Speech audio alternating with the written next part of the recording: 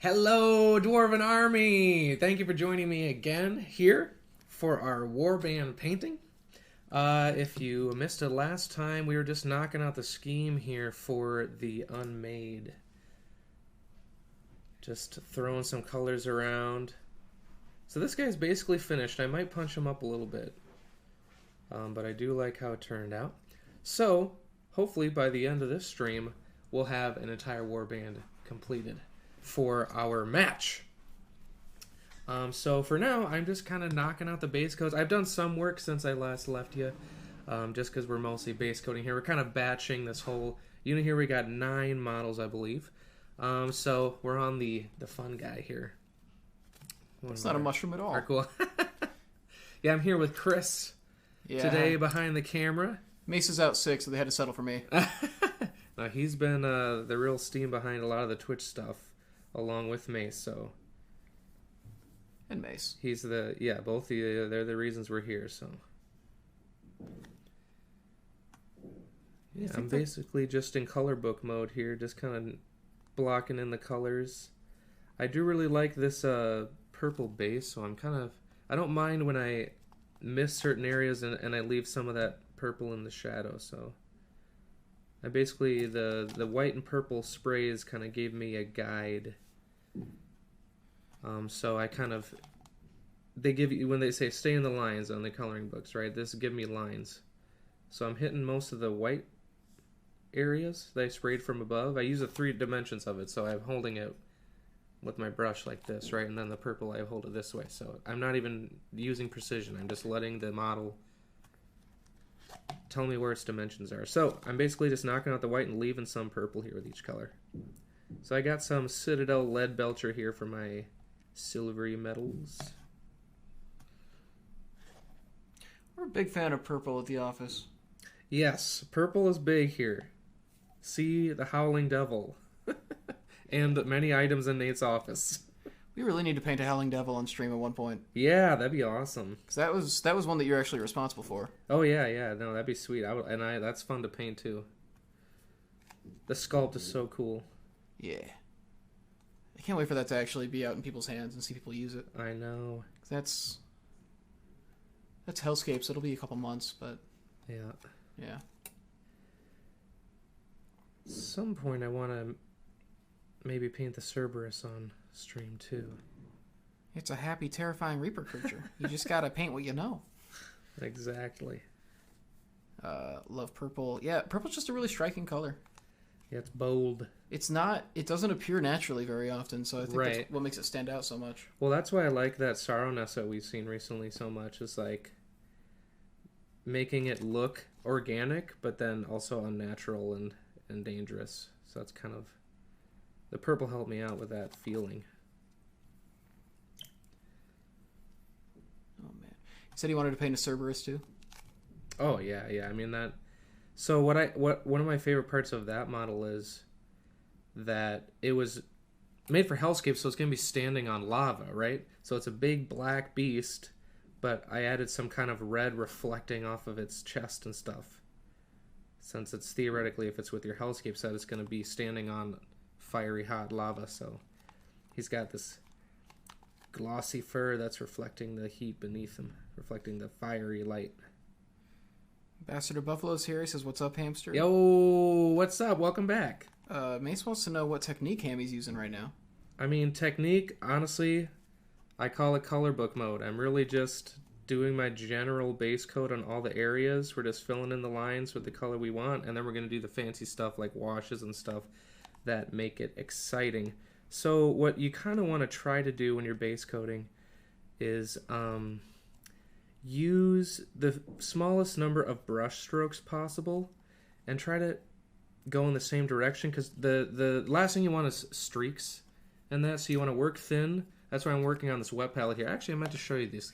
I talked about the wet palette last time, and I said you can make it out of Tupperware. It's really as simple as this. You don't got to go buy something expensive. Just this little thin piece of Tupperware, paper towel, water on the bottom. Use parchment paper. This is fancy artist palette paper, which is actually too thick. It's not the best stuff for hobby paints. But it's really easy, really cheap to just make one yourself. So that helps you work thin, especially when you're base coating. You don't want it super gloppy. You just want a film to keep working on, because you're going to have multiple layers of paint, right? So now I'm working in metallics, which don't thin super well, so I still have them on my palette to make them flow off the brush nicely, but you don't want to thin them too much because the metallic pigments are so big physically. There's pieces of metal in there that they'll kind of break apart really easily. So don't thin your metallics too much, but throw them on a wet palette. I really think even if you're a beginner, you should get yourself a Tupperware wet palette ASAP, because it really does help you. It just makes working with the paint easier, so you're not fighting against it. Craig's entire Star Wars Legion army is gray and purple. Oh yeah, Star Wars Legion. Is that fun? Are you having a good time with that? The models look really cool. I want to try that one out. I actually mentioned that to Chris and May, so I was like, because we were talking about Star Wars RPGs, I was like, if we're getting into wargaming, there's also down the road a Star Wars war game. So yeah, I'm not familiar with the war game. I played some of the newer tabletop, the FFG tabletop series. Imperial Assault. They have like a couple. It was specifically, I think, Force and Destiny or something. Oh like that. yeah, I think I've heard of that. It was that subsection. Yeah. Because they have like a bunch. That's awesome. Finley Shards is here. Hey, welcome back. How are you? Tarhud's here. I don't know if someone has asked it. What type of brush are you using? Oh, it's Luis. Hi, Luis. This is, let's see, Princeton. It's just a synthetic. Let's see, get it down here. It's just a regular synthetic brush, size 2. For synthetic brushes, I like this. Basically, you just want to look for this color bristle, the golden Taclon. They're just a little snappier and work on the 3D models a little bit better, as opposed to like a 2D surface. They're a little stronger and firmer. But synthetics are cheap, and they go with like metallic paints really well because you can beat them up. They will wear out on you though. So like after this warband, most of the tips might start to curl a little bit. So that's kind of the beauty of the synthetics, is they're cheap. So you can kind of replace them and not feel bad about it. Maybe we'll get some natural hair brushes on here eventually. Those are a little more precise, slightly more expensive, but they'll last you a long time. But yeah, Princeton Select is these ones, but they make all kinds of different, even the big bulk packs, they make good bulk synthetic brushes. Bastard of Buffalo's family's running around going crazy, so he's here chilling with his adopted fam. Welcome. Craig says Legion's a lot of fun. They just brought out the Separatist and Republic factions. Ooh. So is Legion, do you just build out separate armies based on, so you've got like this, the CIS, and then you've got, I guess, like Empire, like, is it set in a specific era, or does it pull from the entire? Based on what little research I did, they do release sets like based on the era, like the 2 starter sets. The first one has like Vader and that, but then there's like the Clone Wars in the next most recent starter set. I think they just released in January. Interesting, because I know that with the tabletop, I think that's what they did with the RPG. Was I think they released different rule sets for each era. Oh, that's like cool. That.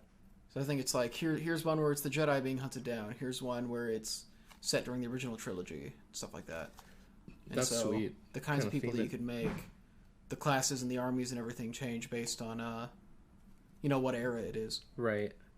Graded Table Studios wants to know what paints you're using. Looks like I see some Army Painter shades in the background. Yeah. The Army Painter makes really good washes.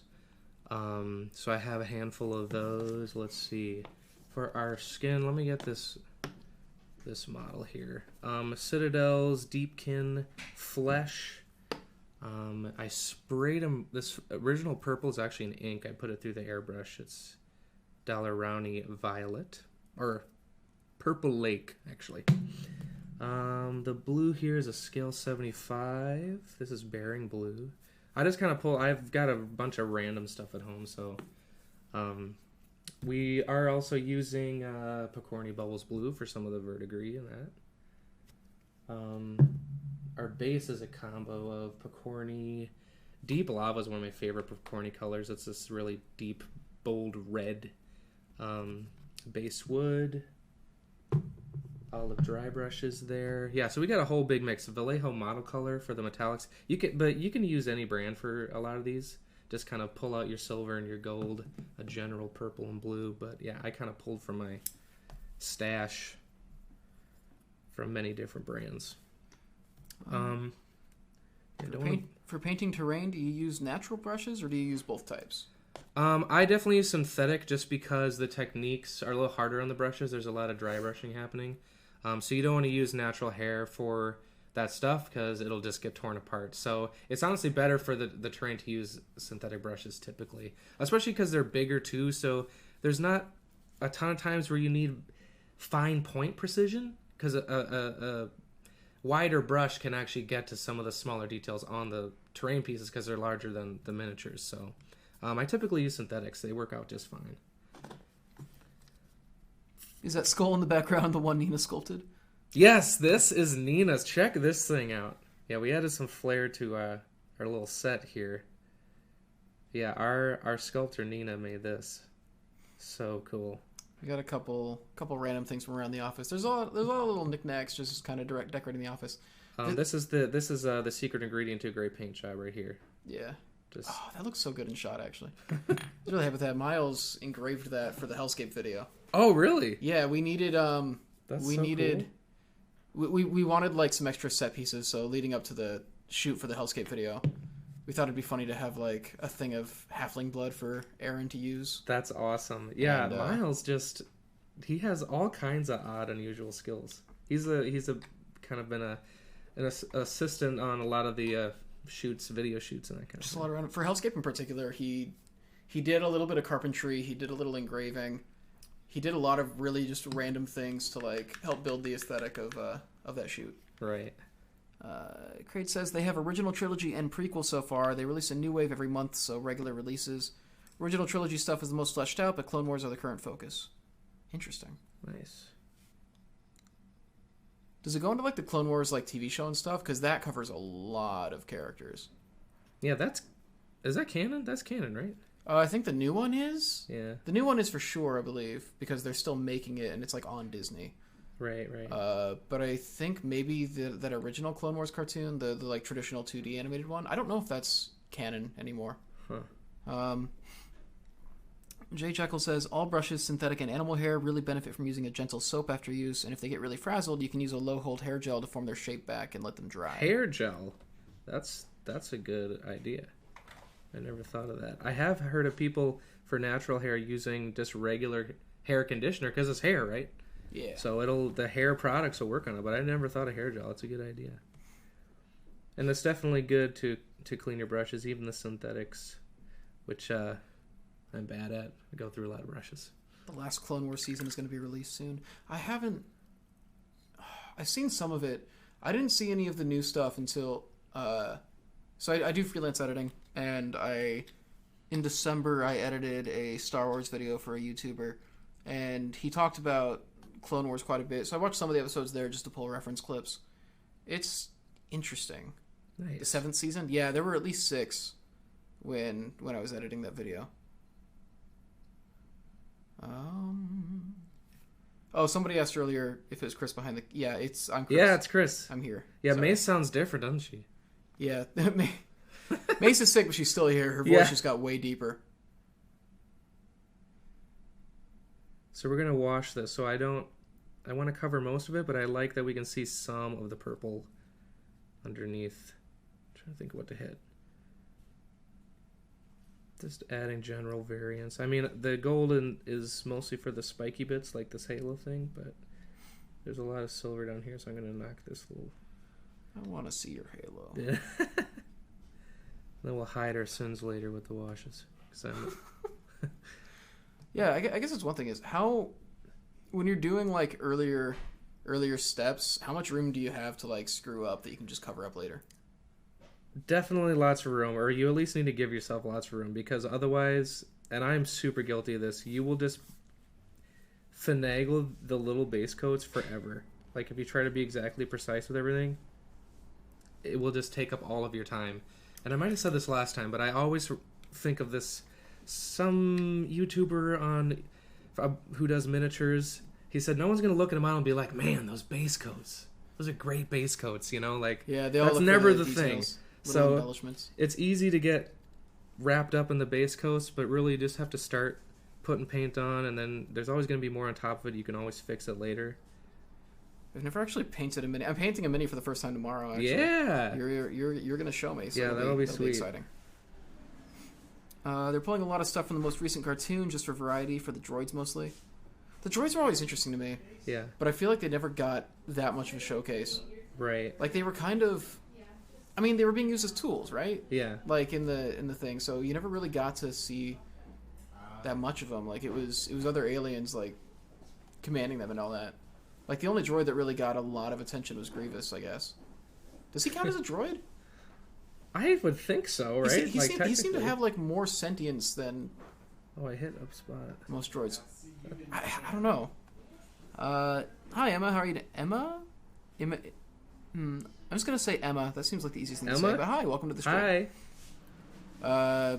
Bastard says he likes the paint an area and switch mini technique. The what now? Paint an area and switch mini technique. Yes. It definitely ups your efficiency. It can get tedious, but that's why you keep it to like a small batch like this. But batch painting will definitely help your efficiency, and you start to get a little more familiar with the sculpts. Like a lot of these are from the same warband, the same box of models, so they'll start to kind of have the same details. Like you might miss something over a couple models, like they have an ankle. Like these guys have an ankle. I almost said ankle bracelet, but it's not like an accessory. It's like a clasp, like a. But you start to get more familiar with the sculpts, and so as you start to do the same step across all of them, you'd be like, oh right, I got to look at this little corner of his XYZ so you don't miss it. An ankle monitor. Yeah, an ankle monitor. so they can't get out of the range. Right. Thanks for watching, Luis. Have a good night. See you later. Thank you. He's all the way in Spain, so he's a little tired. Yeah, time for bed. Post 2014 should all be canon unless otherwise excluded by Lucasfilms.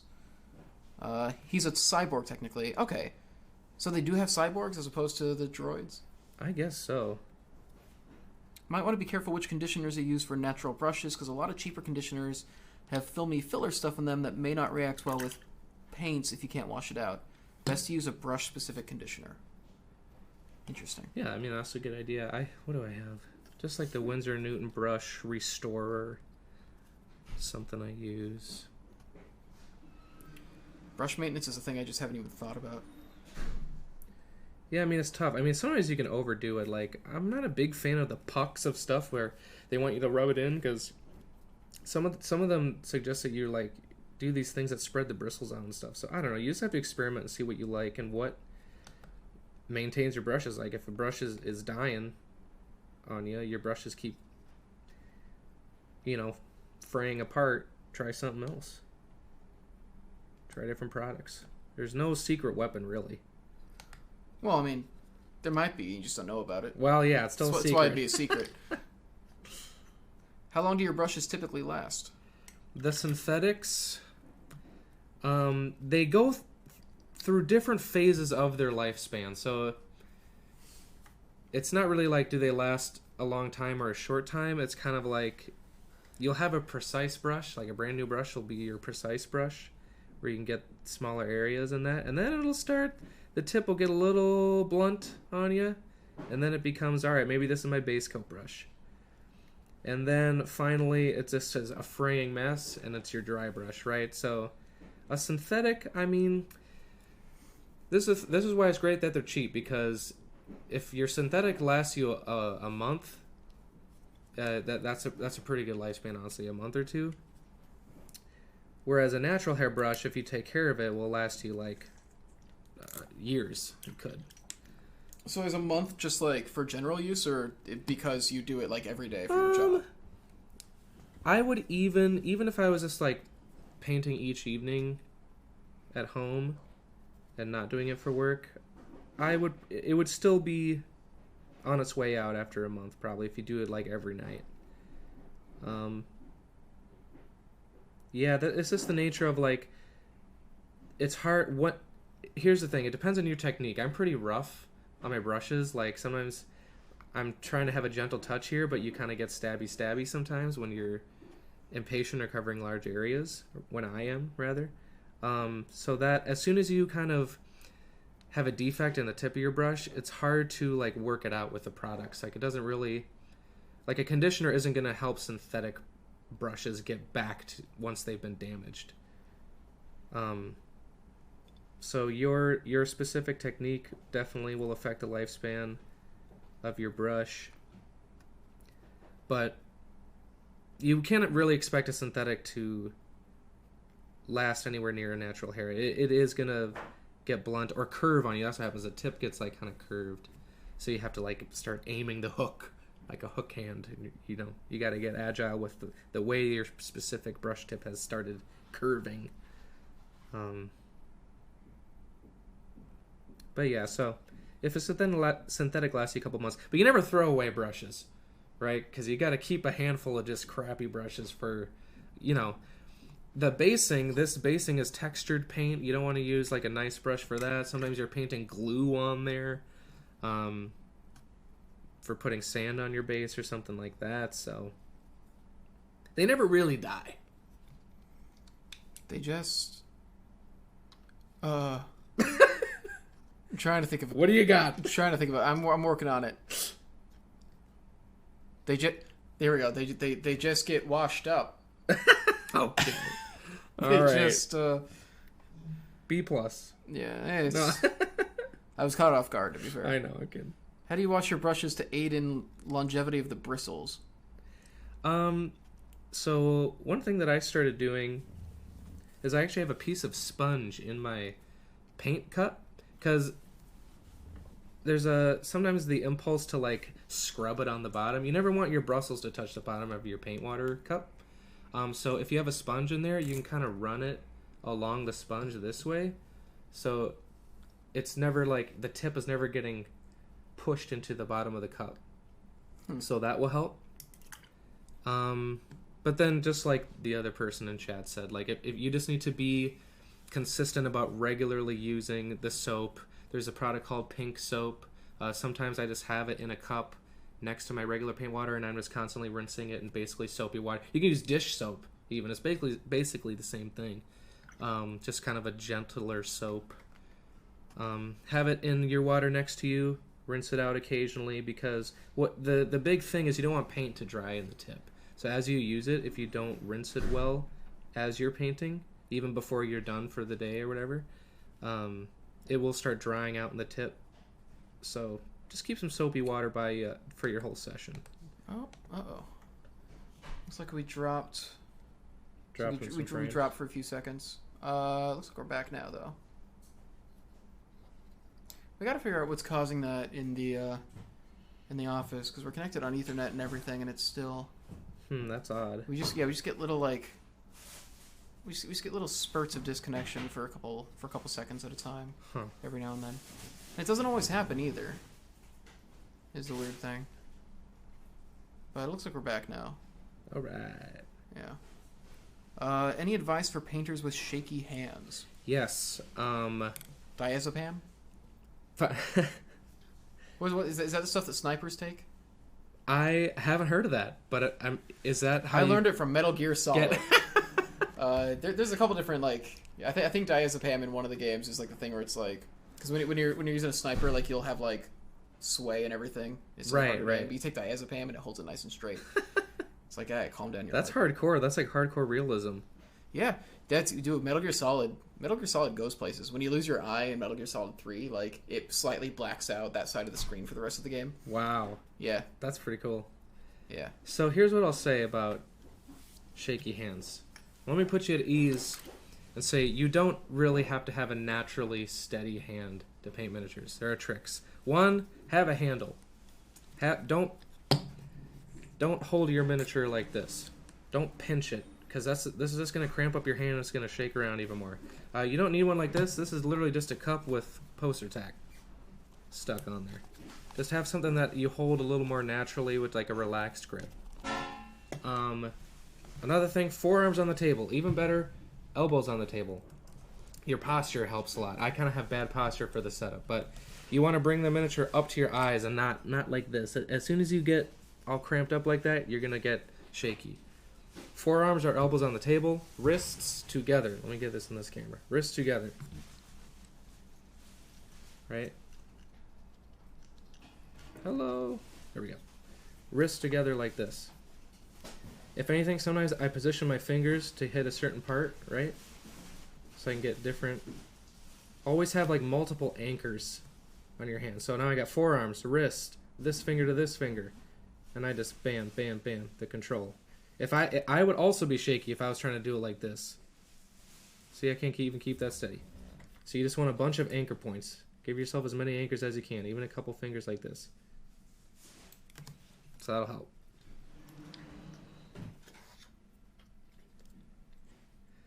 This guy's got some of that gold. Alright, I'm excited to get to the washes. That's when it really starts coming to life. Depreciate's pretty good for, you know, brushes never die. But, yeah, I'm just trying to think. There's got to be something that's, like, specifically tied into painting and brushes. There's got to be something.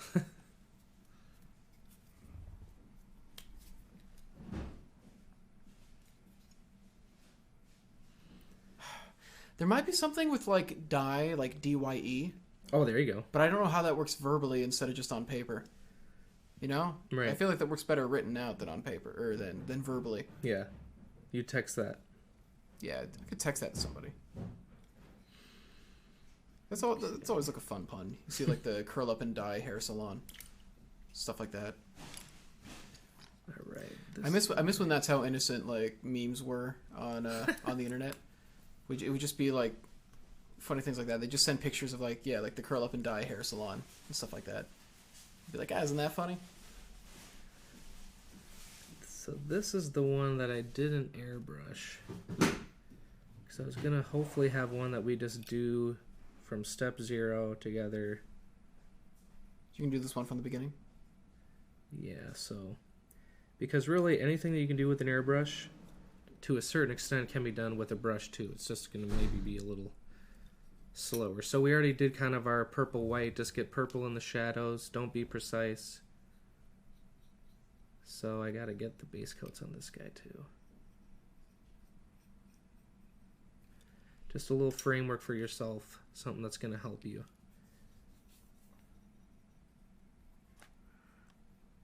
Bastard Buffalo says, "Thank you. I needed that in the worst way." Regarding the shaky hands. Yeah. Yeah, it's not a trick or a talent. Or rather, it's not a talent or a natural ability. It's just helping yourself help yourself. Oh, man. Even that position, I started turning it weird and I got all shaky.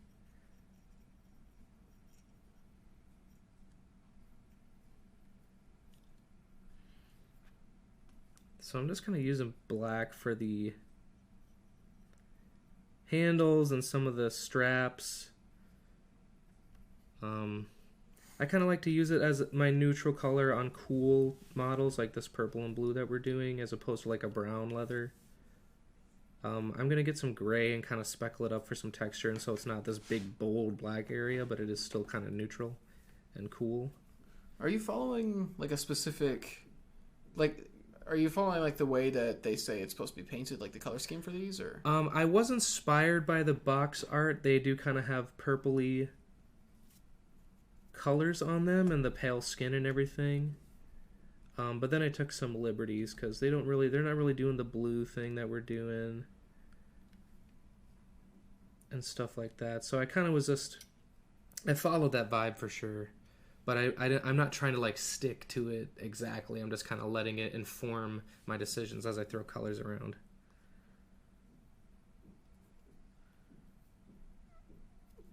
I don't know if it was asked before in the last stream, but have you tried Citadel contrast paint? If so, what are your thoughts on it? I purchased a few to test out because I was kind of interested. And I think they do what they say, right? Like It's not its own magic trick, though. Like, it works the same way as a glossy base coat and one of these inks would behave, which is good. It would get a shade and a highlight very quickly. So I think they're worth it. They're going to do what they promise, which is to like get your armies on the battlefield looking great. You can also do the same thing though with stuff like inks and kind of being careful with your base colors. If you do a glossier surface, in general, if you want to wash a surface with an ink or a wash, if you use even a gloss varnish over the surface, it's going to let it pool into the recesses more easily and stain the top less, so you have more of a highlight. So what's my short answer? What's my concise answer? I'm going all over the place. Contrast paints are really cool, and they work well, and they typically do what they say. They experiment with them because they behave strangely. They behave unlike other paints. So get used to how you move them around the model to get them to do what you want to do. But you can get the same effect with other products. That's what I'll say. It's not like a secret weapon per se.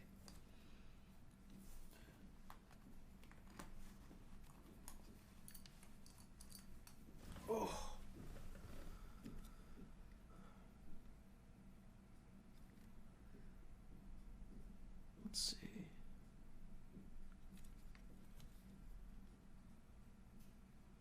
They are a little pricey, so here's what I would say is pick up one or two of these things, just general inks. You don't need this brand, but like acrylic ink.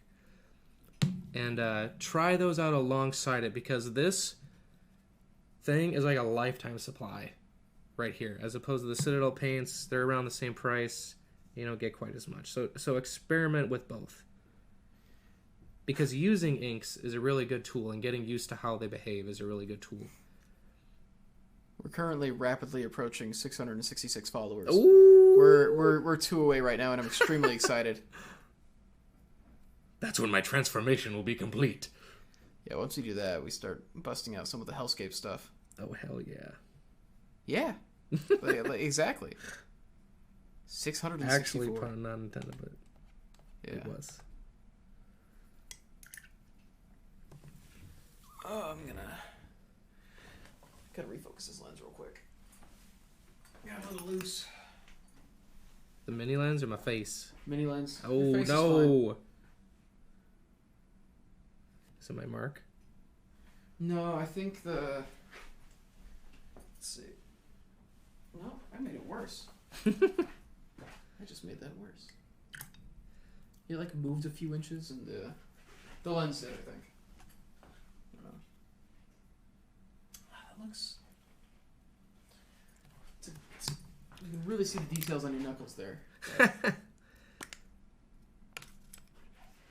see. I think that's good. That looks good. Yeah, the mini itself just got a little blurry. I thought it looked weird. You can't see it. You can't see it. It's blurry in IRL. All right. Let's see. I'll give the inks a shot. All right, that's fair. But the contrasts are worth trying out too. Pick up a couple. Don't buy the whole set. See if you like how they behave. So they definitely have their uses. I like them for certain things. Oh man, we're at 665 now. Ooh, like I would love to use contrast paints for kind of the details I was talking about earlier, like the straps and that kind of thing, where you don't want to spend a lot of time on them. They're not the main part of the model, but you want to look cool, right? So if you just have your base coat on them and you slap them with one coat of your brown or your black or your whatever, and then you can just move on and be happy with how they look. So that's how I kind of like to use them best. I didn't mean to get that color, but I'm going to go with it. It's one of those happy little accidents. Happy little accidents. Yeah. I wish we had our emotes that we could just spam Doom when we hit 666. But we will not have emotes until after this week, I think. So we should hit affiliate this week, and then it takes them a couple days to approve the emotes.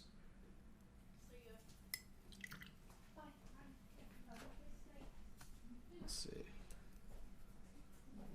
Yeah, I guess we could spam frogs. That's fair. Frogs. Yeah, spam some of the non-specific Dwarven Forge emotes. I'm assuming that's why Mace put a frog in chat. I grabbed a few. They help do battle droids really fast if you're looking for the standard color on them. Yes, that is what they're good. They're good for. It's like the one coat wonders, right? Like they will give you coverage in just one coat typically. So, See, here's the thing. You should teach me how to. Well, I mean, you're going to teach me tomorrow, but like, once you teach me how to paint minis, we can just start tearing through some of these war games we want to play. Yeah, for sure. And set these minis up. Yeah, we just got a bunch of minis in from Steamforged Games. I'm really excited to paint. They look really they look sick. So cool. And honestly, I love the Warhammer miniatures and their poses and their customizability, but I'm glad that the Steamforged ones don't require assembly. Yeah. I'm glad to take a break from assembly. They're so gorgeous, though. They give us so many. Yeah, we got a lot of those. I don't know if any of you play God Tier, but we got some God Tier minis. I was looking into the game. It seems really cool. Is it a longer playtime or shorter playtime? Shorter, definitely shorter than a war game. Oh, excellent. Nice. But similar elements to war games where you're capturing objectives and you need to build your own warband beforehand and it's customized and all that. And then you're fighting over objectives in a specific scenario. So familiar elements similar to war games. Excellent. But, on like a hex board. I've used those inks on some regular artworks before, and they're pretty nice. You can buy them in sets or in single colors. Just be very careful not to spill them because they tend to be glass bottles and thin paints that will splatter on all the things. Yes. Oh, that's unfortunate. That is very true. Heed that warning. I did get a set of fluorescent ones that I like to use on vehicle headlights or like mech sort of glowy stuff. Oh man, I want to do some mech stuff. Yeah, that'd be sweet. I want to do some BattleTech. Somebody talked about BattleTech in one of the streams. That's a classic. Yeah. I found out that I do have the Steam game. Oh, the Steam game. Okay. I thought you were going to say you had miniatures. So No. I just got these miniatures laying around. Randomly got... No, yeah, I found out that I actually have the BattleTech video game on Steam. I have like 1,500 games on Steam. Yeah. Do you literally have 1,500? I have over 1,500. Yeah. Oh my god! I thought I had a lot with like 300. Yeah, no, it's a problem. I tend to just get a lot of things on sale. Right. I do like all the Humble Bundle stuff. Yeah. So I have a lot of games I'm not even aware I have at this point. Right. And so somebody brought up BattleTech, and I was like, I think I'll look that up. And I installed it yesterday. I haven't had time to play it yet. But somebody described BattleTech, and it seemed really cool. It was in the Discord. That's what it was. Somebody's talking about BattleTech in Discord. Yeah, I think that there's like limb damage and stuff. Like you're decked out with weapons, but you can like shoot off other mechs' weapons. Wait, like in the tabletop? Yeah. In the war game? Yeah. Oh, that's sick. So they have like a certain loadout, but their like performance will drop in certain weapons as you blow them off and stuff. Yeah, okay. So I kind of expected that for the for the video game because mech games tend to have stuff like that. There's a really cool article. I think it was an article. It might have been a podcast thing. Austin Walker, he's a video game journalist and stuff, but he's very into mech stuff, and he did an article talking about. I'm pretty sure it was. I think it was talking about a specific game, but he just like talked about how mechs kind of like ponder on like the human body more or less by like so many mech games have like destructible body parts, and it was like a really cool like thematic like breakdown of like what makes mech games appealing and like the whole psychology behind the like damageable parts and everything. That sounds sweet. Yeah, it's I gotta send you that article. I think you'd like it a lot. Austin Walker's dope, man. I'd love to talk to him someday. We've had a super supportive audience. Oh yeah, Finley Sharks. Yeah, hitting affiliate. We had initially been planning to hit it the next week. The requirements on affiliate are low enough that we figured we'd hit it faster. Well, we figured we'd hit it as soon as we got 7 streams in. But we did a couple more streams than expected early on.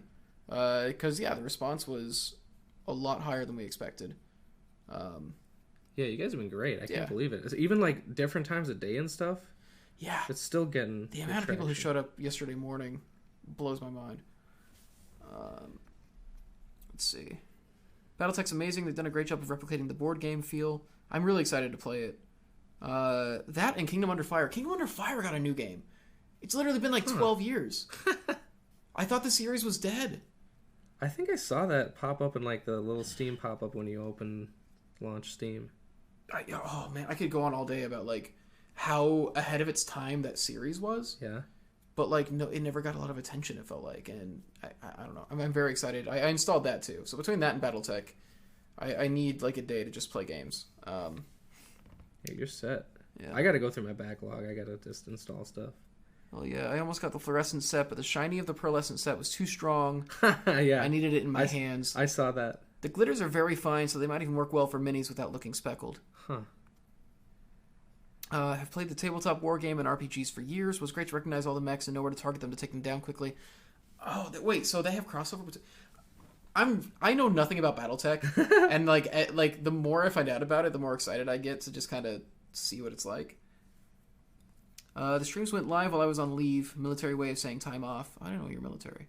So I've been available, but next week that will unfortunately decrease. No. That sucks. Well, That's a Bastard of Buffalo.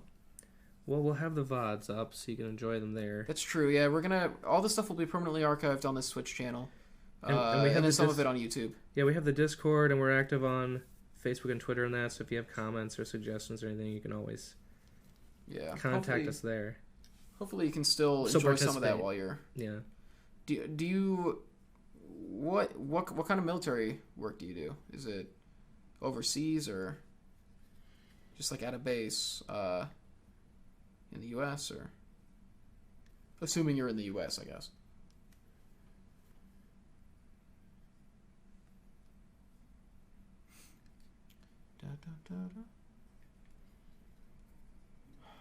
I want to play a war game at some point too. I've just been watching you and Mace like play them. Yeah, I want everyone in the office to play them at some point. Are there war games that are more than two? There have to be war games that are more than two people, right? Well, I mean, theoretically, you can do that with any of them. Do that with any of them, yeah. They're just like mostly designed to be two-player, but definitely don't have to be. Especially ones like we should play something like Frostgrave, where it's smaller war bands, but and it's a little like more narrative focused. Interesting. It's not like as crunchy on the rules as some other games. Huh. So that might be one fun one to try. I want to play at some point, yeah. But I know when we start streaming them, I'm gonna need to be behind the camera. But it's still, I don't know. I want to play them. Especially, I don't know, BattleTech just like specifically. I'm just real excited. Yeah, that one I haven't played. I mean, I'm always willing to try other stuff. Like I had that. We played Burrows and Badgers, and I had that book on my shelf for like a year. It was fun to pull out new stuff and try it out. See, that's the thing. You got all this stuff you want to, got all this stuff you want to do, but you don't got the free time. All you got to do is make it your job to, just make it so you literally get paid to play these games, and then you'll finally get around to it. You're in the army? Excellent. Let's see. I've only played the Mech Warrior series, but I look back fondly on it. I never played Mech Warrior. I played a lot of Armored Core. Oh, you know what else I got? I also got Daemon Ex Machina. I need to play that as well. It's nice. I have that one in my Steam library too. Never finished it. Well, it just came out on Steam. Oh, the new one. Daemon Ex Machina. Yeah, it was a Switch game, and then they suddenly announced it would be coming out on Steam. Nice. Like a couple months later. You want to buy a BattleTech Mini just to paint it? I know a lot of people who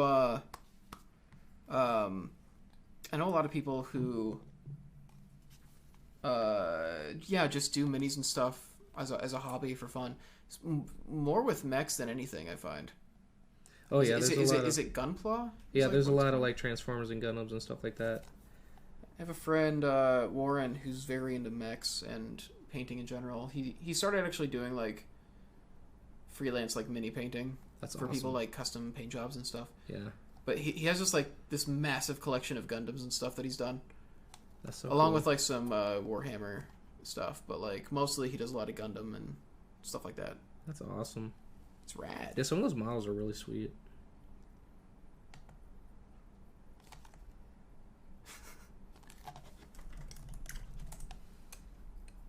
Let's see. I can't believe how thin all these minis are. Painting it seems like it would be just, I don't know, I'd be scared to paint something like this. Yeah, the poses are getting a lot more detailed and kind of with more spindly bits and stuff, but they're really cool. So I'm glad that they're going, like, it used to just be like the blocky, straight arms and stuff like that. So they're really, Games Workshop has been really improving There's a lot of companies with like the 3D sculpting. It's easier to do more detailed stuff. I feel like, or it seems a lot more cool posing in that. But I will see Boris. I don't know how to pronounce his last name, but he did the Howling Devil. He still works hand sculpting, and his poses are freaking top notch. You gotta Boris starts with a W. Wololzols W. or something. But yeah, he's a great sculptor. They've recently kickstarted BattleTech Clan Minis, but there were a load of Inner Sphere mechs available too as part of it. Wait, did BattleTech not have its own minis yet? No, it had to have, right? The classic, like way back, it did. I haven't heard about this Kickstarter, but this whole space is just so new to me. Gundams are a lot of fun, but they just sit there when they're done. I have shelves of them just taking up space. Yeah, one of my roommates made a Gundam at one point. He spent a very long time doing it, and then he had it, and he's like, "Well, that's it. Now it can just sit there." Right. Well, that was my first appeal with painting models, was in Warhammer, where it's like you have this whole journey with them, right? Where you put them together, you have your idea for your color scheme, you have kind of a history with them, and then the big finale is seeing them on the battlefield and pushing them around and seeing them against another fully painted army with terrain on the battlefield. I mean, that's the dream. It's like the photography of that and the rule books and stuff is what really got me into the hobby. Is I guess that's the cool thing. Yeah, is like if you paint your own warband and kind of personalize them to you, that it kind of means something else when you're playing with it. Yeah, absolutely. But that's why, I mean, you know, you got your hardcore tournament players, but it's like I could never have a bad time playing a war game when you're painting with your own painted minis, because like you've already started a story with them, with like your kind of art process with them, and then you just, you know, you're more attached to them, and so you're also more attached in the game moments with them when they like do cool stuff, like kill an opponent's champion or whatever general. You're like, this guy, you know, killed the Corvus Cabal's leader. Mace's trying to get military secrets out of Bastard in chat. So that's hilarious. Yeah, we're probably on some kind of watch list now. They had minis a long time ago. However, as part of a re-release of the game, they've redone the minis too. Moving to plastic minis now rather than the old Ralpatha metal ones. This is all so confusing to me. Yeah, a lot, and honestly, I'm grateful for it. A lot of companies have moved away from metal miniatures. It's just easier to work with plastic when you want to like convert them, and I don't know, they take paint better. So it's cool they're getting an upgrade. Oh, we just got our 666th follower. And it's there you go. That was better. Actually, so that actually is my voice in the Build of the Month videos and stuff. Is that right? Yeah, because no wonder it was so good. Yeah, because we needed like some kind of transition when we were doing like the Build of the Month thing, and I thought, well, I'll do like the Doom thing, but I was editing it like at my house. Oh yeah. So I didn't have Nate to come do it, so I just kind of like did it as a test to like show Selena like, does this work? And so I did like a just like that kind of thing. I'm not doing it at full full volume, but yeah, I did that, and then there was just supposed to be a test, and then we would like have Nate do it, but it just wound up staying as that. So now for like 8 months, that's been my voice on the Build of the Month. That's awesome. But you killed it. As soon as you did it, I was like, that sounds like Nate. And you're like, actually, it sounds like me, because that's me. That's the only kind of voices or impressions I can do, and it's kind of annoying. The only voices I can do are high-pitched, annoying ones. I can't do like any impressions anybody wants to hear. I can just do like Toad. Toad, Elmo, stuff like that. Everybody's celebrating that we hit the good number of followers. Yes. Yeah, 666. Woohoo! Thank you. We did it. We gotta put that screenshot in chat. Tyler, we hit 666. This is my favorite. I just regret that we missed 420 when it happened. I think we hit that overnight, like while we were asleep at one point. Well, we were so engrossed in our own 420, you know. Remember that stream where we just got blazed on cam? On camera. On camera. Oh man. Oh, and guess who the 666th follower was? Who was that? It's Deputy, who is he's one of the guys who was on the Overwatch team that I used to coach. Oh, nice. Then I stopped that because I got too busy doing this, And, yeah. Here we are. Everything's come full circle. Here we Or are. at least Or full pentagram. Nice. Because 666. Nice, Nice. nice. Nice. Oh, hey, Tyler. Bastard says hi, Tyler. hello, bastard at Buffalo. You're pretty far from the mic. I don't know if you heard that. Said hello, bastard, from in a very seductive voice. He's like, "Hello, bastard." I'm not doing it Nice. justice, by the way. He sounds way more sensual than me, but But yeah, Nice. he's approaching me. You can see the microphone. You know where it is. Yeah, I know. I was just making sure I wasn't in the shot. Do you want to just do you want to ghost hamster for a second? No, Oh, okay. no, because I will mess it up. That's fine. Not We- his mini, the ghosting. I will mess up the ghost. That's fair. You left us. I'm sorry, man. I had to make a career move. It's the way it is. Now I'm doing something real important. I'm talking about 666 and 420 on a company stream. Hey, Janet, how's it going? Hey. Yeah, you're gonna hear from HR later.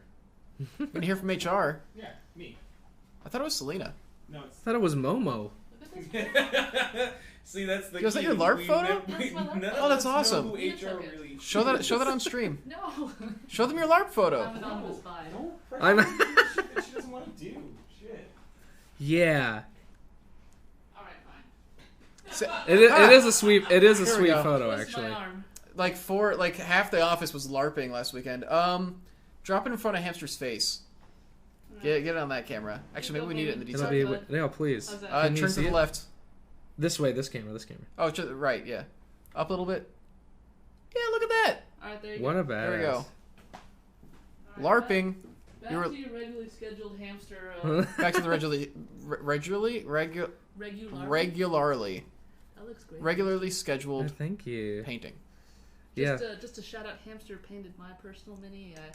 That- Custom job. that was a really cool It was miniature really too. nice. A blue dragonborn. Blue dragon born based off of an actual star in the sky. So Yeah, I that was was. real picky about the color. Hamster just like knocked it out of the park on the first try. Yay! I'm glad you like it. It was cool to see it in action in the playtest. Yeah.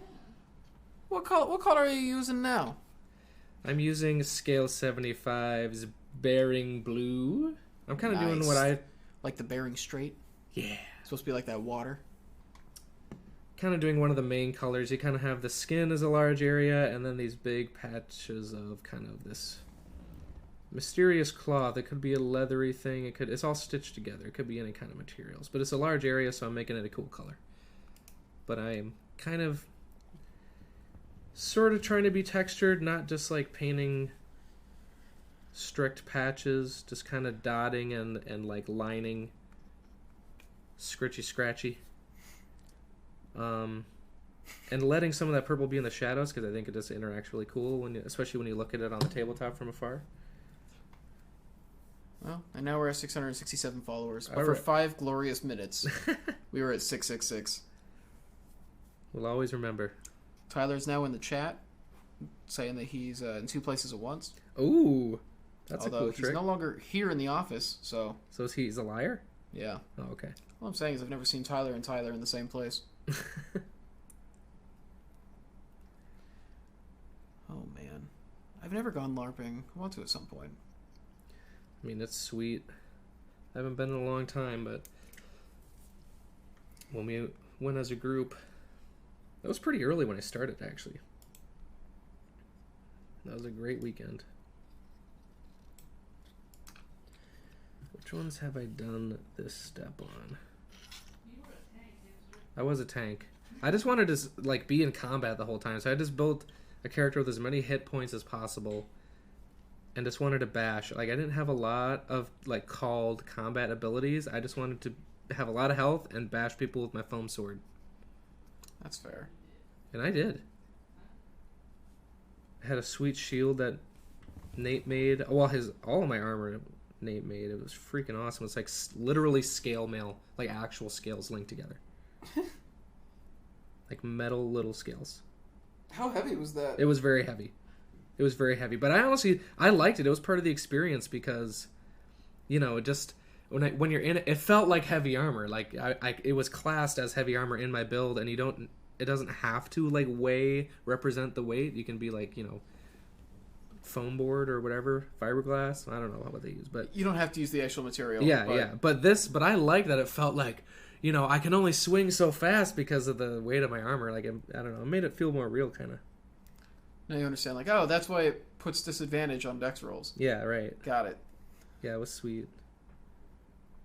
And like the sound that it made as you're walking was like cling, cling, cling, and you felt like a badass. You're like, I'm coming for you, werewolves or whatever we were fighting. But then they hit you with a little foam dagger, Yeah. and now you're dead. Ah. But I had like double-digit hit points, which is rare in that game. I'm desperately curious. I know Miles had a blast when he went with you guys. Yeah. Although he was upset that you didn't go. I know. I knew that would come up when you said that. But also, he said he forget what I was was glad getting you didn't go because it made he felt like if you went, since you were like the person he was friends with at that point, he would have just spent the entire time hanging out with you. That's a good point. So he got to experience Now new everyone things loves since you Miles. weren't there. But someday I'll LARP. What is this? So is that supposed to be a halo, or is that actually like attached to them? Like, what's the deal with No, that? yeah, it's like just metal attached to their backs. What is it supposed to do? Be scary. Ah, okay. Yeah. It feels like it would get in the way of a lot of basic actions. Yes, but it's grafted into their bodies because to the unmade, every experience of physical pain is a gift from the Chaos Gods. Is that genuinely it? Yes. That's terrifying. This guy, literally, he's like not on stilts. He cut his legs off and just has these now. I don't know. Wow. Okay. Yeah. So I don't know if these war games are a good influence on you. She's experienced the most pain, and so she leads the band. Huh. I've never LARP, but I do make my own cosplay, mostly armored stuff. It's awesome. I want to get into cosplaying too. I want to do all these. I want to do all of these like time-consuming hobbies. That's my problem too, man. I pick all the expensive, time-consuming hobbies. All right, bastard. Thanks for watching. Enjoy. See your you, dinner. bastard. Good night. We'll be going for like another hour, so depending on how fast you eat, we'll probably still be around. Yeah, we might still be around, especially if we want to finish. Respect the hustle, respect the flow, respect the pouch. Oh well. My back is killing me. I'm getting old. Let's see. I do need to hit. This is why I like having a wet palette, because you see stuff you missed, and the colors are still. Looks like good we to go. lost a camera real quick. Let me Lost a cam. yeah, let me see if I can fix that real quick.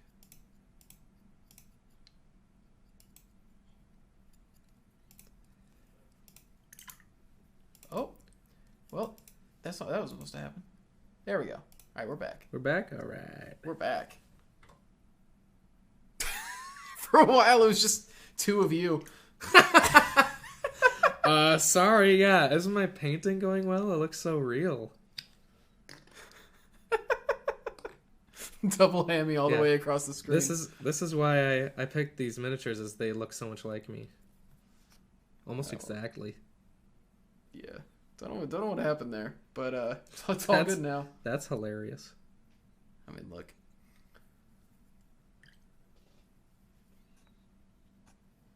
Let's see. So how much do you have left on this one? Well, I've been switching all of them. I'm basically been doing one step across all of them. Fair. Just for efficiency's sake. Is that a special show when you get to affiliate? Hamster paints hamster? Yo, that would be interesting. There you go.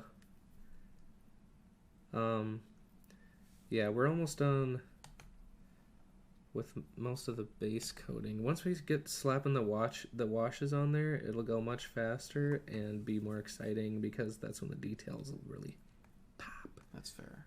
We'll get a Mega Mini. Yeah. Can we just get like a life-size sculpt of something and just have you paint that with like Life size. big old like Tom Sawyer like fence painting brushes? Just giant wide. We're gonna make a mini, a normal, if you will. A medium per se. getting minis of everyone at Dwarven Forge and having them painted up as a custom warband. There are minis of like Nate's a mini. There's minis of most of the main crew, right? I'm that not sure if they've been look like released, but they do exist. Because Nate's mini just looks like Nate. Yeah, well, literally my shield and armor from my LARP is just that. His same shield and armor that his mini has, because he designed it. Huh. So it's represented by his vision for that. Interesting. Costume armor. But, I mean, his mini's LARP even got armor. a mohawk. Like Yeah. Like that cannot be any more Nate than it already is. I don't know if everybody else like do Nina and Aaron have Nina, Aaron, Toby, Janet, Selena, Momo. And do they all look like them? Right, Momo's got one. Yeah, they all have parts of their likeness. I know there are many of you guys for your videos seen Nate and Stefan in the past. Yeah, Stefano has a mini. Well, he has 2 minis because there's Zoltar also. Yeah. I don't have a mini yet. Oh, you don't? No. Oh. Janet doesn't have one. No, Selena and I don't, but Wow. Selena doesn't either. someday. So Aaron, Toby, Nina. And do their minis Nate, look Momo. like them? Or the way that They- Nate's does, or Nate looks most like him. fair? Yeah, Nate looks legit like his profile picture. Yeah. To be fair, it was modeled off of him in his LARP armor. Oh right, because he submitted probably the photo of him in costume Yeah. or in his armor, so they were taking it straight from the reference. What would you want to be, Hamster? You know, I've been thinking a lot about that, Oh, yeah. and I'm very undecided about which miniature, what would my class be on my miniature. Well, okay, so Nina's the paladin, right? Like Yeah. that's her thing. Aaron's a cleric, Toby's the rogue. Nate is a Nate's a fighter? fighter. Yeah. Um, He uses a sword and shield, right? Yeah. Michelle is a... Yeah, Michelle has one. She's one of those, sorcerer or warlock. Eli is an archer. Eli has one. He's an archer. That's not a class. He's like a ranger. He's like a ranger, yeah. You're right, Ranger. May says that you should be a bard. Because you sing so much, I assume. I thought Momo was gonna be a bard. Momo is the bard. But Yeah. He's a bard. He's He's a barbarian. Bardbarian. That's right. He's a barkbarian. Okay, there is. I've been nominated our D&D group's mini painter. It's a heavy burden. Yeah, that's not fair. Like what? Do all the work for all of us? Finley Shard says what you need is minis of yourself for every class. Hey, there you go. I mean, my things is I generally play paladins or clerics, usually because everybody else like wants to play stuff for fun, and then I'm like, well, we need a healer. Right. Like our current party is a lot of squishy people, and then me as the paladin, having to tank and do half of the healing. Our druid can do the other half, but yeah. I've got a monk that I kind of like playing. I've only played the monk twice, and it was both for one shots with you guys. I really like her though. I want to play her more. Barbarian is the best tank. I want to play Barbarian too. I want to play one of each class at some point in my life. At some point, yeah. Yeah. I've done Paladin, I've done Cleric, done Monk. I kind of did Ranger, but I want to do Ranger more seriously.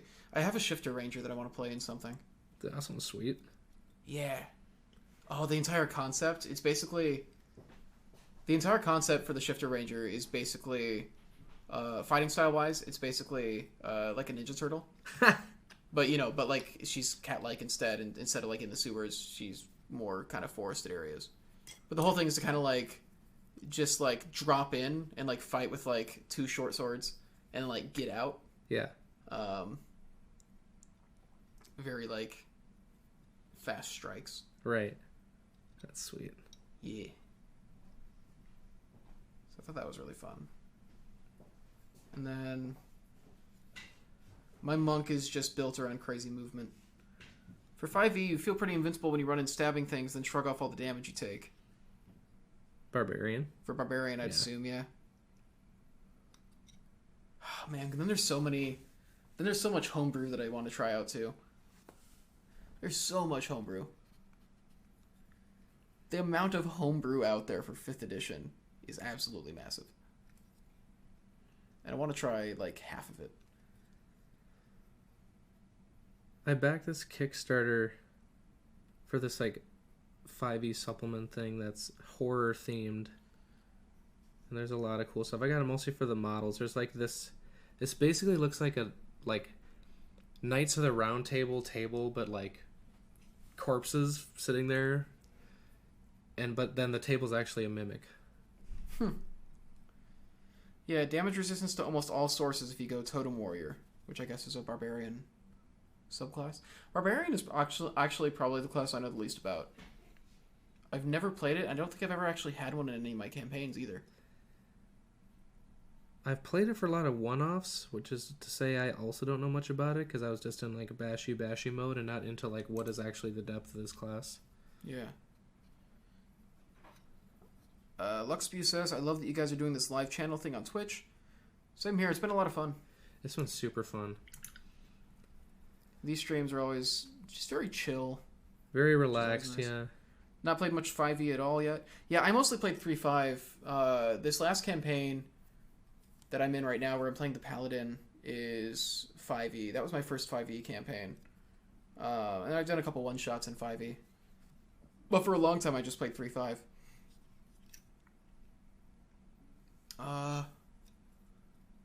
What else? Oh yeah, as far as damage resistance goes, that's basically how I built my Paladin. I went with Oath of the Ancients and a protective fighting style, and like every choice I've been making, like I took Shieldmaster as a feat, I just took Sentinel as a feat, and everything that I'm doing is just trying to make it so that I can cut as much damage as possible in half for both me and my party, because my party is so squishy. So I built it so that I can be forcing disadvantage on attacks on my allies whenever I can. Anybody who's close to me takes half damage from any magic now. They get a +4 to any of their saving throws now. My entire thing is just trying to be as protective as possible. My current game is Pathfinder, and when I've done a few online charity things, I generally run my own rules light version of things, as I've run them with people who had never played before. I want to do more, just don't have time between the current Pathfinder game and LARPs to fit in another regular game. That's fair. Once our schedule here starts settling in more, I'd like to do more actual games too. I have that one campaign I run, and that's pretty time consuming because we film it and then I edit it and then we stream it. So like honestly, I spend a lot of my time on that one campaign more than just showing up for the game because I gotta edit and stream it too. But I really want to. I want to do another game, even if it's just once a month, just that I can try out one of these other characters because I have like 5 characters that I've built that I want to play at some point. I want to try a Paladin eventually. Paladins can be really interesting. Everybody jokes that they just go around like smiting things, which I mean, yeah, smite is an incredibly useful ability, but yeah. Editing things can take a long time. Yeah, especially when it's like a 3-hour episode. That can take a while. It's time consuming. Yeah, Paladins. I found my Paladin really interesting because he's not very intelligent. And he's very charismatic, but it's not in the, like, sexy way that charisma usually is like a thing. Where they're like, oh, they're super suave. Basically, he's very persuasive, but the way we've chosen to do it, because he's so low intelligence, is he's super charismatic in that people always trust him because he's too stupid to trick them. So everybody, like, basically, they're always like, yeah, no, I can trust this guy. Like this guy is like he doesn't know how to lie. Yeah, he's too dumb to trick me. He's too dumb to lie. Like, he is 100% genuine all the time. Is generally what charisma has started meaning. We've been playing with the idea of, like, what charisma is. And we kind of treat it as, like, a presence sort of thing. That's cool. More like a security in who you are, as opposed to being real hot. Right. You know? Yeah. I like that. Game Prep can, too. I like props and Dwarven Forge maps, of course, for puzzles and combat. They can take a while to design and create. Yeah, there are people who really just wing it, and I think that's its own skill set. But prepping things is also a really valuable skill set when it comes to this stuff. Being able to actually think of things ahead of time and think about what your players are going to want to do and how you're going to make it enjoyable for them is a very specific skill set. Not a lot of DMs can do it, honestly. Not to like... Anybody who DMs a game is already doing a favor just because they're the ones biting the bullet to let people play this game in the first place. Right. And so it's not like you're a bad DM if you can't do it.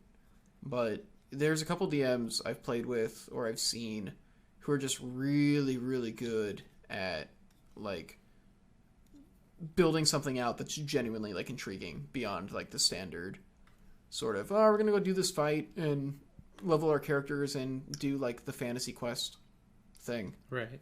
Where it feels like they're generally, like, writing something interesting. But, like, at the same time, you know, a lot of it's improvised, so it's, like, it's not even all pre-written, so there's a whole other layer to it. Luxpew says, I'm building a 15x5 gaming table. 4x14 will be the playable area. I have the Royal Stronghold and a full village to fit inside the gaming table and the full Dungeon of Doom. Can't wait for the Caverns Deep to release. That sounds luxurious. That sounds insane. We really got to get something like that for here. Yeah, that'd be sweet. We kind of just have standard tables. Like, we have some big tables. We can do nice builds and everything. But, like, to get, like, a nice luxury, like, gaming table. Yeah, that'd be nuts. Oh, man. 15x5. How large was the full Caverns Deep build? When we laid that whole thing out. I don't even remember if I personally saw it, like, fully built out. It was a long build. Like, it fit on that... It fit on one of our tables. I think it was the Which is, table like, that's in 8 the feet? meeting room now. Yeah, that's like 8 feet wide. Could that fit It's the like entire... that's an 8x4 table. Wow. Yeah, so that... So if the whole Caverns Deep thing fit on that, he could probably fit the whole Caverns Deep build on that table. Oh, absolutely, yeah. On the 15x5. Yeah, for sure. I was ill for a day last year, so I made a prop for one of my LARP plot lines. It was a 16-piece puzzle of wooden squares with loads of symbols and such on both sides. They had 9 different correct solutions that they had to work out. Completing one side gave clues to the next solution. Apparently I'm not allowed to make things on a mill anymore. That's... I would actually love to see a breakdown of that. Yeah, that sounds fun. That genuinely sounds incredible. I would love to see a breakdown for that. That's the plan. Are you going to run the entire Caverns Deep, like, adventure module for them? Like, just build the whole thing? That's massive. Alright. Where are you at now? This guy has, like, a Doc Ock arm on him. Yeah.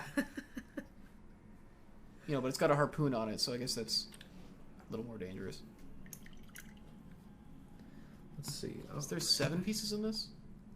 9? 9 figures. We're in the home stretch here. That's such a large... I promise. That looks awesome. Thanks, Tay. Welcome to the stream. Thank you for the follow. Welcome, welcome. 1992 was a very good year. I agree. That's when I was born into existence. That's when I was born into existence. Really? Wow. My birthday's coming up, March 8th. Let me tell you, parents, they knew what was up. They...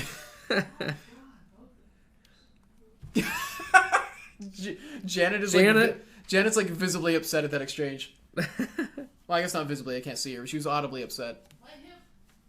Huh? Your hip? Your hip? Is it okay, old timer? Me too.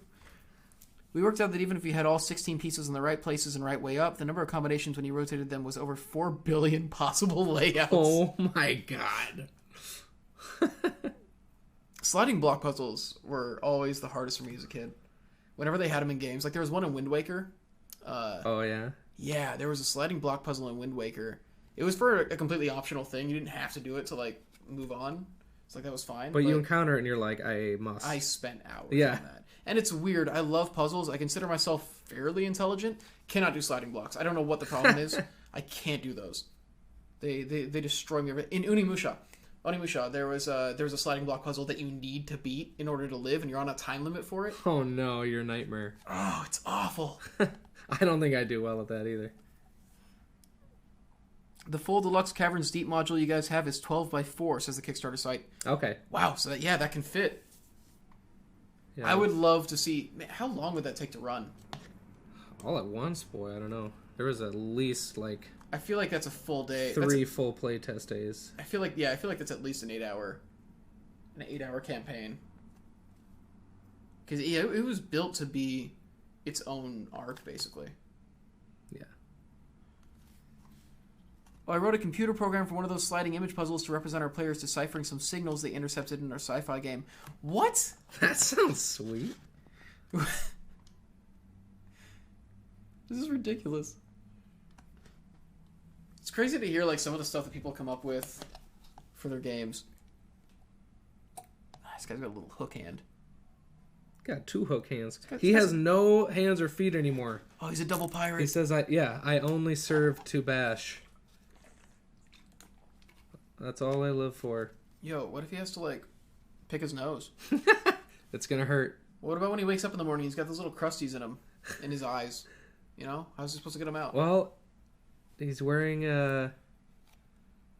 Actually, I think he just doesn't have a face anymore because there was an optional part. I don't think I used it. But they all have these like metal masks, but one of them... And they're supposed to look like skulls, but then one of them is revealing that they've actually torn their faces off. So he's like lifting his mask and is like, nope, it's me. I have no face. I hate that. These guys... Oh, no. Yeah, these guys are screwed up. I'm not a fan of this. The pictures were blurry until they were in the correct orientation, then they popped into clarity. How many talents do you have? Tay says, I'm just a writer and player/DM. That's fine, man. A lot of people would love to be good writers. I like the idea of our players having things they can interact with at our games, so I make lots of crazy puzzles and computer programs. I DM'd this Redwall one-shot last year, and I made a lot of... So the whole thing... I'm working on like an actual like rule set to play test like running one like with full combat and everything now, but back then we weren't doing any combat. It was just supposed to be like a bunch of puzzles and like a narrative thing to figure out. It's supposed to be like kind of a mystery one shot, and so I made a lot of like practical stuff on paper, just really awful drawings, honestly. Wrote out a lot of riddles, did some like visual puzzles and put them on paper. And handed them out so that they had like something physical to work with when they were working on the puzzles, and so that like when they were trying to like remember like the riddles and all that, they didn't like have to ask me to read it back or anything. They could just look at the paper they had with the riddle on it. You know, it's always nice. The more props you can come up with, just makes it a little bit easier for them to immerse themselves, I think, and take it seriously. I mean, not seriously, but you know what I'm saying. 100%. We should start a podcast. I think Mace's mentioned that too, actually. She does want to start a podcast, actually. She wants us to do a podcast through Dwarven Forge. We have the stuff for it now. The mics that we're using right now can function for podcasts. We just need to figure out what it would be and then find the time to do it. Right. Oh, that is the trick right there. I guess it's the main thing. I don't think we could really get longevity out of a podcast. It's just, so what happened in the office this week? Right. That could maybe be a part of it, but I don't know what we would talk about for the most part. We just have to figure it out. We'll think of something. Yeah, we definitely think of something. We've got a lot of interesting people and personalities in here. We've been running tabletop RPGs for over 30 years. Oh my god, veteran. LARP for over 25. Whoo! And have loved puzzles and things for years. Hence all the puzzle things. I've also picked up programming as a hobby and as a supplement to work. Dwarven Forge podcast sounds fun. Just followed you on Twitter. Thank you. Are you talking about the company or Hamster personally? What about? Either way works. Tay just followed us on Twitter. Oh, nice. I'm assuming it's the probably the company account. I have like 30 followers on my Twitter. Oh, did the internet do it again? Uh-oh. The internet went out for a few seconds again. It was very brief though. It looks like we're back. I don't know why it's doing that. We got the Ethernet cable in. We got to figure out what's causing that. Yeah, that's strange. And then find a workaround. Because yeah, every now and then the internet just goes out for a few seconds. But it's only on the uploads too. I'll need to. I don't know. Learning troubleshooting that. experience. Yeah, we'll try. I'll troubleshoot that. I think Tay followed the company Twitter. Awesome. But they can also follow you at Mojo Hamster Ooh, yes, you can. for more exciting tweets. You actually don't tweet very often, I don't think. I don't tweet super often. I mean, when I was streaming, I would tweet on my stream, but Yeah. that's kind of on hiatus right now. Shut for a few seconds might be a buffering thing. I don't think it's not buffering. I'm looking over, like, we authentically, our upload speed just tanked for a few seconds, and I don't know why. It's an issue we've had off and on every now and then. I'm not sure what's causing it. We initially thought it might be that we were using Wi-Fi and not an Ethernet cable, but we're connected by Ethernet right now. Yeah, I was sure that's what it was, but I'll have to look at it. Maybe it's something we can fix in the settings. yeah, I don't know. A little difficult to tell as I'm in the UK and often get a second or two of lag happening on streams I'm watching. That's fair. Yeah, we got some technical difficulties we're trying to work out. Yeah, just followed him. Excellent. Ooh! Nice. You got yourself Thank another you. follower there. Yay, thank you. Look at that. Appreciate that. So is this your first time seeing Dwarven Forge? And like what we do here? Oh, I said in the first stream, the first time I saw Dwarven Forge was on Facebook. I actually got a targeted ad, but I didn't mind that time because it was freaking awesome. the first time I saw it was when you started working here. Oh, yeah? Yeah, and so I found out about the Kickstarter and everything that was running because I was friends with you and Selena. Right. When the Caverns Deep Kickstarter was happening, so I saw it then. Right, yeah, it was our mutual friend that even got me this gig. Who knows Selena? Yes, and I love it. Oh, you're gonna love. So what we actually do here is make terrain. Yeah. Like this mini right here isn't one of our own, but we do. No, make this is minis. Warhammer, yeah. Yeah, But we do have cool minis. Yeah, maybe we should grab. Do you have any cool ones you'd like to show off at your desk or anything? Yes, I Just do. to show Tay what we do. I'm gonna grab one of my faves. Oh, okay. I was gonna grab it for you. Yeah, I know right where it is. Okay. I'll just go back to my corner. Oh no, where did my actual... Oh, here it is.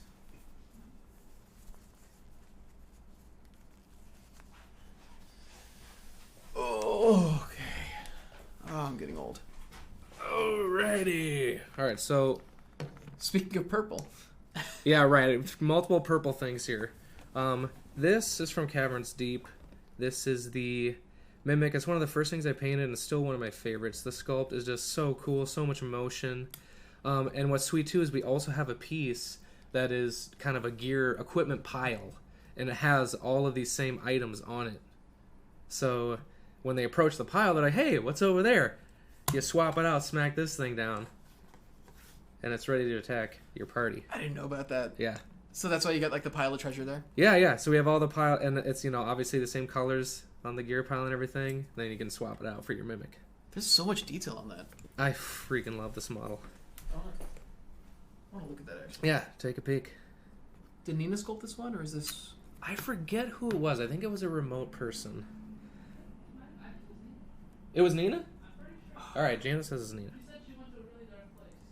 You went to a really dark place and she made this? She's so good at making like just twisted, messed up things. Oh yeah, well she did the Gibbering Mouther pit that I painted. The Gibbering Mouther oh, is my terrifying. gosh. I'm sorry. What's that? She did the Gibbering Mother Pit and the Lemure Pit. And the Lemure pit, both just like disgusting in the best ways. This is the... What is this beast called? He's the Yorgrim Mount. Tiny bit higher. Little lower. Cat beast. Arctic Phalanx? Phalanx, yeah. Wait, what did you hold up before? The Cerberus? I held up the Mimic. Oh, the Mimic was not her. The Mimic was Oh, it was somebody not else, sorry. Oh, was somebody I thought else? you were holding up the pit. If Oh, you're no, getting not the pit. occasional upload rate drops, Maybe it it might be your was- ISP Sorry, I throttling. just come up to No, that's ruin your okay. stream. Oh. You're I'm not gonna- ruining it. You're a highlight. I'm gonna look into that, Finley. Thanks for the heads up. That might be it. This is the Cerberus Warhound we were talking about earlier. A little bit higher. There we go. I love this sculpt. I actually ordered 2 of these. Yeah. We want to do one in regular paint scheme, and then we want to try to make like a Fey version. Oh, Like nice. we want to try to make like a Feywild version of that Cerberus. Yeah. And see what that would look like. So we got one painted, so it'll look like this, and then one unpainted, so we can try to paint it to be like Feywild. With, like, That's the sweet. flames and... So this is the Oh, Or then first we'll go one. with like green and purple as like the That's really cool. yeah. This is actually the first Dwarvenite one that I painted. It's not the prototype. So this is the actual Dwarvenite, and the final one has LEDs in the mouths. But I love the sculpt too, which is like the grafted, like fangs chained to the heads. And we were talking about the Howling Devil, also from Hellscape. More purple. He's missing a finger, but yeah, this is Boris sculpt. Yeah, so all this stuff was hand sculpted in office. Yep. Made out of clay. Yeah, very we got long, a painstaking. rack of clay prototypes, monster clay prototypes right here. We can't show it to you because some of it is secret. Secrets. But yeah, this is stuff from our last 2 Kickstarters. It's all gorgeous. And then these are the warbands we're painting because we're going to be doing some wargaming live play stuff in a couple weeks. Yeah, it's cool you found us. We're just starting the Twitch thing, so we're trying to come up with some fun stuff to do. So we're going to be playing some Warcry, so we're painting up these minis. We literally started streaming like a little over a week ago. Yeah, a week ago today, actually. Week ago today. This is our week anniversary of streaming. Yay! Yeah. I'm still amazed those horned devils are as big as they are. I thought they were smaller than that. They look so incredible though. So Really gotta cool. them. Yeah, I think they're very big. I think we got a couple. The spine devils are also really cool. All the minis. I'm really happy with all the minis that came out of that. On top of like the terrain itself. The terrain is also gorgeous. I mean, the terrain is insane. Erin's paint scheme is so cool, and like what she had to do to make it, because we added the light panels to it, you had the option to illuminate the lava. So she has this great paint scheme that looks awesome without the light panels, but when you illuminate it, it just freaking flies off the table. Like it's an insane effect. Just joined the Discord. Hi, welcome to the Discord. You can actually, if you go to share your builds, the share your builds channel on the Discord, you can see some of the builds that people have made using our terrain. People do some really creative stuff in there. Oh man, it's so fun seeing people's builds because there's just stuff that we could never think of, and then we get surprised all the time by people's builds. 1 week of streaming. In the books. It's been really fun so far. Super fun. Does this guy have a... Don't worry, ma'am. I'm going to help you get that off the top shelf. That's what it looks like. Grabber. He's got a little grabber. It's a little grabber. Yeah. He's just here to help. He's just here to assist you. I love it. Everybody here is like ready to kill. It's just like... I am at your service. The terrain is jaw-dropping. Yes, I have all the light panels coming too. I have a boss encounter from a player who's already being seated, just waiting for the terrain to arrive. Excellent. I can't wait for it. Hellscape is the first stuff I'm getting from this because it's when I started. It's when I started like kind of doing stuff here. Yeah, I have 2 Dread Hollow Forests unpainted. It's gonna take so because long. I was like, I could get so much more. The Dread Hollow stuff is we got most of ours unpainted. Tyler and I were just like, we'll learn how to paint, and then we'll do a couple. Yes, you're always optimistic until you put it in front of you and see all the pieces. Especially like the Hellscape also seems like it'll be really difficult to paint. Oh yeah, that lava paint scheme. But I mean, it is fun. I just have to find the time to do it. I think it'll be fun. I think I could just do it over like I don't know. Could take like a week-long vacation to paint it. Just take time off of work. To paint your stuff from work. Right. Glad things are going well for you guys, and you haven't had many trolls or anything here. Used to modding, says chat is so peaceful. Yeah, I was wondering if we would attract like a lot of. I mean, the kinds of people that can show up on Twitch. Yeah. So I wasn't sure if we would get any of that, and I'd have to like get some mods to help out with bad guys. keeping that stuff with the bad guys. Yeah. But so far, it's all been really chill. People have been really respectful and positive. It's been a lot of fun. It looks more deadly than that to me. Yeah, I just thought it was like, just the shape of it looked really funny to me. Yeah, it was funny. We're really getting close to finishing touches on all of them, huh? Yeah, we're cooking with gas now with these washes. Oh, that one looks rad. I love this pose. Is that a flyer? He doesn't fly. He's just jumping real fast. He's just jumping real fast. Can't wait for the emotes and subs. Yeah, we should have the ability to do emotes and subs at the end of this week. It should be our 7th because we streamed 4 days last week and we streamed yesterday and today. So that's 6. And then Thursday should be our 7th stream. And that should make us eligible All for right. affiliate. Once we hit affiliate, we can upload some emotes. We can upload 3 to start, and then for every 15-ish subs we get, I think is the rule, we get another emote that we can add to the list. So Letitia was actually working on some of the emotes. We're getting them ready for when we hit it. She was working on some of them earlier today. They look really, really good. Yeah. I'm really excited. If you ever need an extra mod or two, just let me know. Yeah, we'll definitely keep you in mind. We've been paying attention to like who the regulars are. It's been cool because some of the people who've been watching are people who we have known as like customers for a long time. Yeah. People like Rabbit sharing Burner builds and stuff. Yeah. People who have been like buying Dwarven Forge for years. And Active in the comments. But what we were hoping would happen, and what has been happening, is we've been running into some new people on Twitch, which has been awesome. The whole point is to try and like reach a new audience. You also get a sub thank you icon. for being here. Oh yeah, we gotta design a sub icon too. It's got to be Doom, right? Yeah, maybe we actually use Doom as a sub icon instead of a emote. Or maybe we can use it for both. It's got to be. Yeah. It's got to appear I think somewhere. either Doom or the Anvil would be good for the sub icon. That'll show up whenever they post. Yeah. One of those two. I'm. You're right. I'm up for either. I don't know where my official vote would be yet, because I like both of them. Hey NBC, how are you doing? What's up? How are you? You're on the forums too? Excellent. Over time, you can get additional sub icons to show people who've been there for different lengths of time. Man, yeah, I've been researching. So I've done Twitch for years, like on my own, just like for fun. But I never got big or anything. So it's been a lot of research to learn like what exactly will happen when we're doing Twitch on this level and like how all the rest of the stuff works. So we're trying to stay ahead of the curve and be ready for the new stuff as it happens. So yeah, I didn't know we'd get multiple sub icons though. Yeah, I didn't think about I'll have that. to look into the rules on that. Let's see. Yeah. Well, welcome to the stream, NBC. We're getting pretty close to done with most of these. The forums are simply NBCE.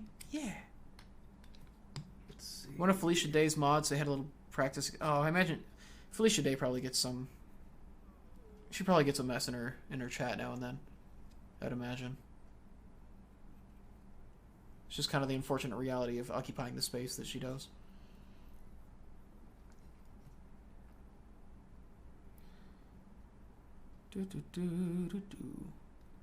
I think I saw you. Yeah, I saw you posting on the Twitch thread earlier today. I think.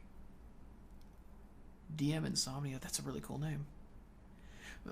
One of my favorite things about like moderating these streams has just been seeing like the names come through on the follows and like how many cool names people have. Somebody was like Electric Lemonade or something like yesterday. I was like, that's such a ridiculous like cool name. We have sharp swords. Yeah, that's fair. Really like the use of purple on the minis. It's my favorite color. I like to use it on the terrain to show off magical effects. Yeah, we were talking about it earlier in the stream, but purple is one of the favorite colors around the office. A lot of the minis and otherworldly creatures, like the Sorrow Nest uses it, the Howling Devil uses it, the Mimic uses it.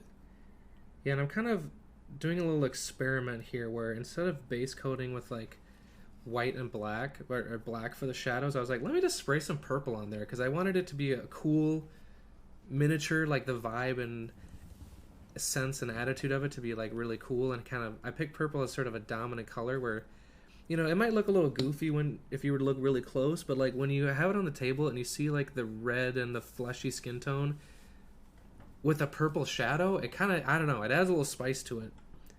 Especially when you're dealing with people who have been like taking their body apart and like replacing it with other parts. Right. Like just the idea that like maybe like it's just like severe bruising. Like that's like how much. Yeah, exactly. Yeah. So I don't know, what like your eye at distance kind of like filters them all together into a really cool effect. So I like how they're kind of interacting together. I've basically backed Dwarven Forge since City Builder, but I use principal scenery buildings. I just have your Royal Stronghold and lots of the sewers and streets. But I always buy them after the Kickstarters. That's a great set. DM Insomnia. Figured it was time to check this stream out, lol. Yeah, we're glad to have you. These are some of the more laid-back streams we do. Just kind of like hanging out and just hobbying. Yeah. Hamster, have you got a mini that's got the black base coat you can side-by-side with to show the difference? I'm not sure that I do. There's nobody you got that's just base coated? Unfortunately, I don't. But, let's see. I guess the closest example is honestly the Howling Devil, because I'm following the basing that I did for this, which was spray it the whole thing black, and then literally hold it like this and spray it white from here. So when I painted the purple, you get this nice kind of gradient going on. So that's when I first started experimenting with that effect. But instead of doing black in the shadows, which works for the purple kind of because it just deepens the purple, I just filtered it with an ink like this for the prototype. So I've been experimenting with that on a number of miniatures. So I kind of did the same thing here, but I was like, let me swap it for a color. The way it was put to me, I heard some miniature painting video. They said, put it on the color wheel. Put everything on the color wheel, like your metals and stuff. Like silver kind of relates to gray. So if you put it on the color wheel and you throw some purples in there, it's just going to add more visual interest and more variance across it. So I was trying to implement some of that. I haven't, done it a lot, but I like how it's working, especially on the skin tone, and it's helping me out on like the blue claws and stuff. It makes an interesting shadow. Not necessarily fully realistic, I guess, but we're in a fantasy world, right? We're playing in the Chaos Warp and the Bloodwind Spoil and Warcry, so I don't know. I like what it's doing. So what's your least favorite color to put on a mini? It's not the colors themselves, but things like yellow and orange. The pigments in the paint are just hard to make opaque.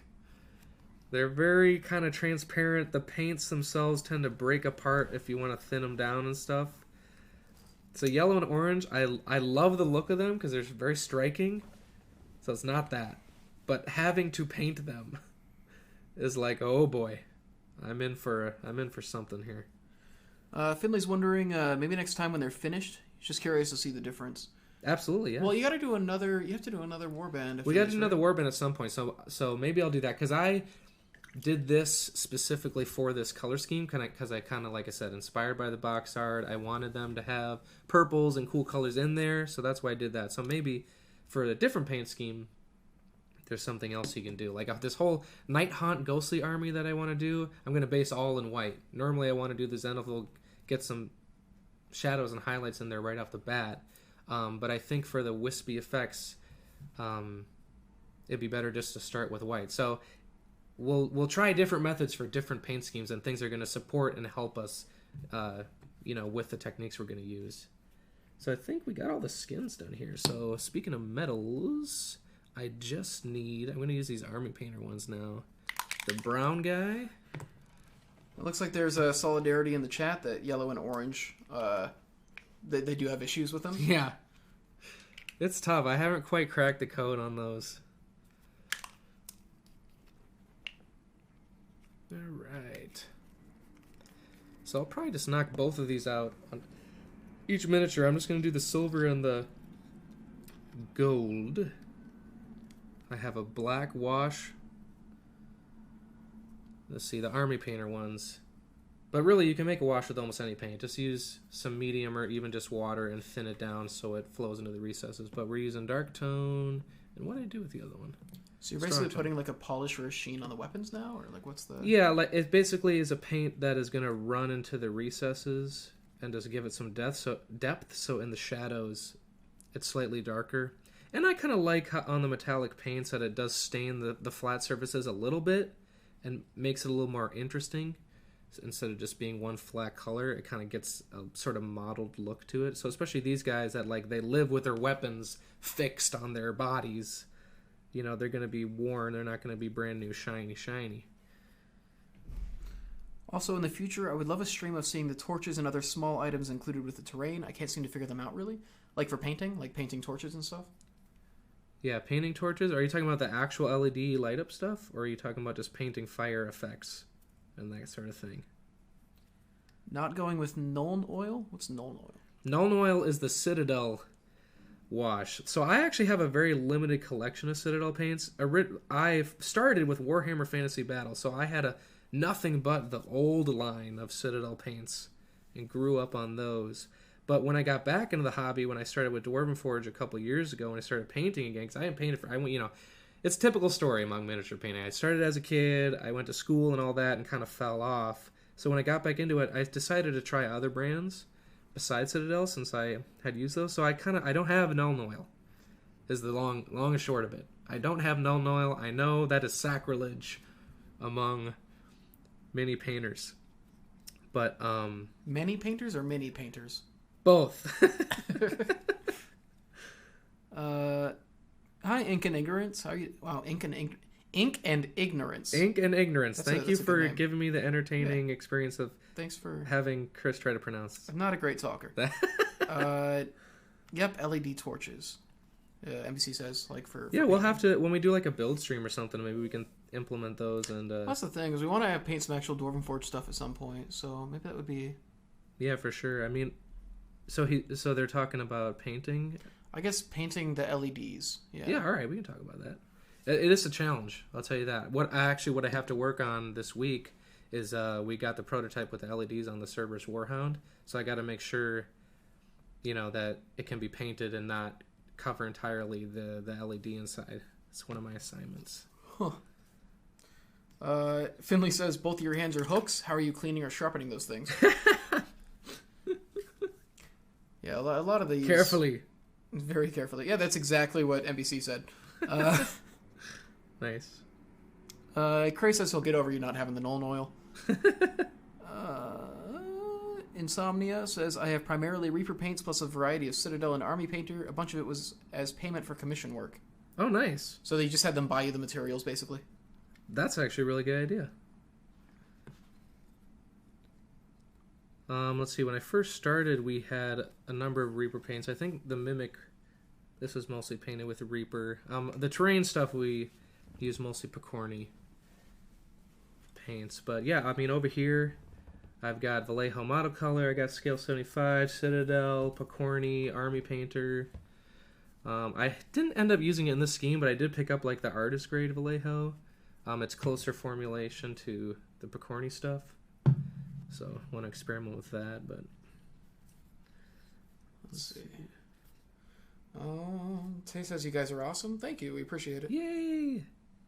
I'm glad you're having fun. I was a little nervous to try to. I've never painted and talked before. Yeah, like So- I was curious, like what the kind of crowd environment would be for something like this. Yeah. It's a pretty laid back experience. I've never painted. I'm excited to like paint tomorrow. Honestly, Yeah, I'm excited for it. too. I do have a Reaper Mini actually. Oh yeah, Reaper Bones. That's the elk. Oh yeah, for Yeah, sure. my Celestial Elk is a Reaper Mini. So I need to paint that at some point. I want to do kind of like a glow to it since it's Celestial specifically, but Yeah, for sure.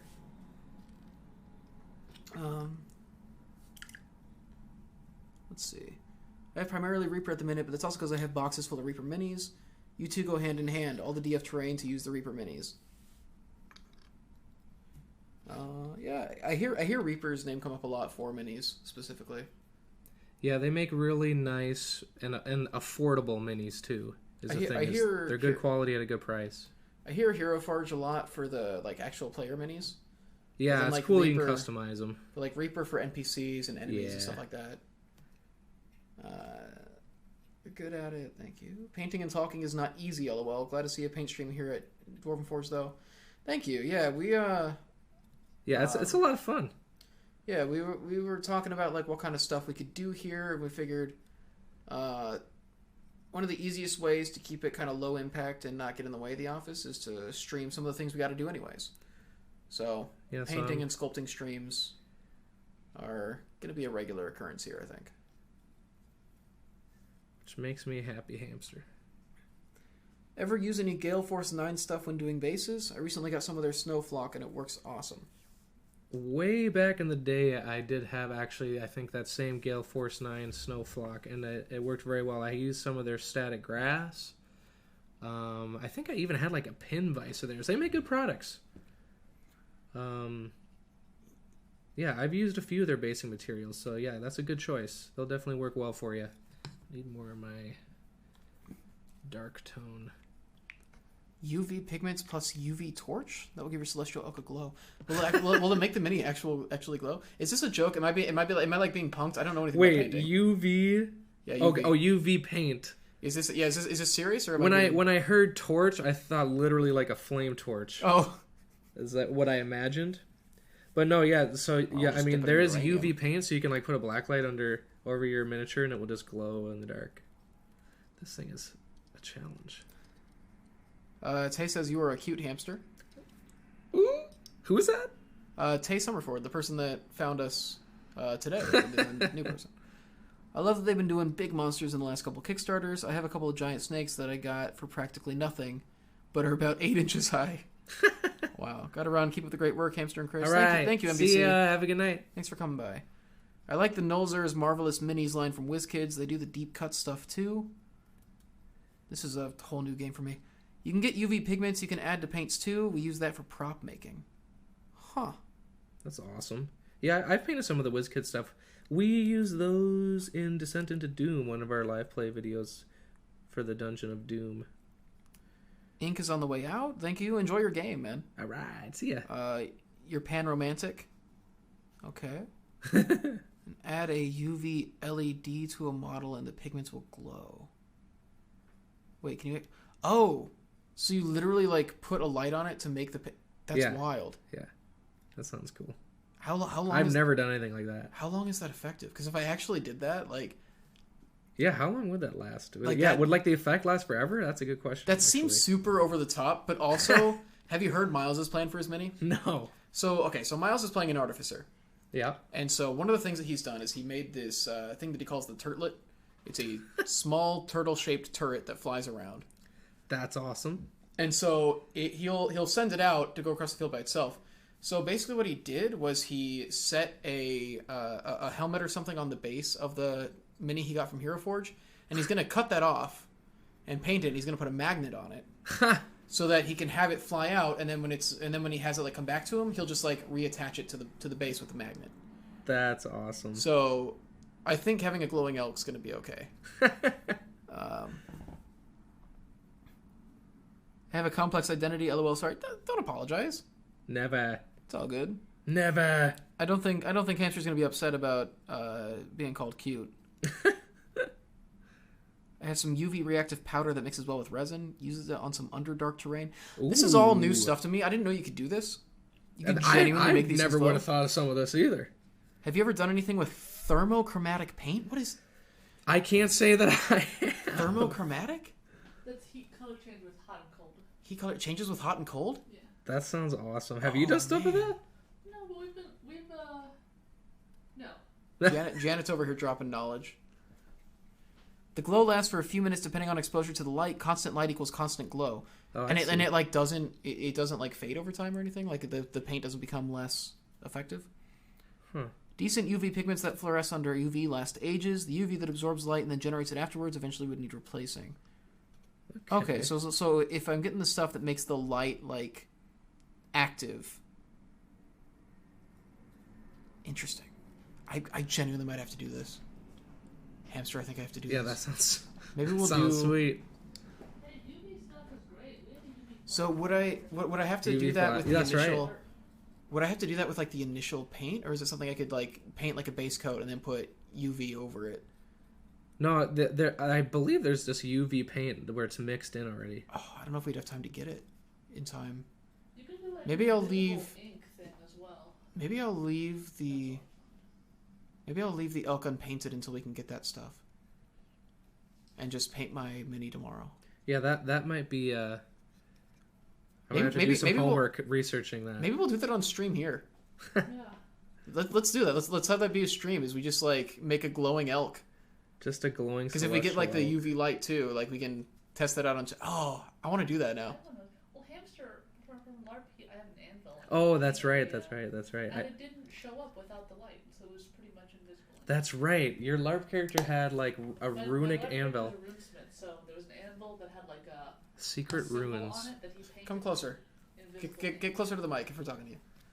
Oh no, a Come on, hamster Janet. was painted in invisible ink on my. That's LARP right. anvil. That's so rad. And so I had a purple UV flashlight, and I shone it on there. And, Which is so cool because like you buff people with your runes, right? yeah. So imagine being a player in a LARP and you're like, "Come, I'll give you like a boon or whatever." And you're like you working on their weapon, and then you bust out this hammer with the light on it, and you see ruins appear on the anvil that your weapon is on. Like, that's so cool. Can you message Miles about that? Because Miles would lose his mind. Yeah. Miles. Like, here's the thing: if you told him about that, Miles is gonna want to do that to his minis hammers now, because his artificer's hammers literally do that. They literally have runes that glow on them. That's awesome.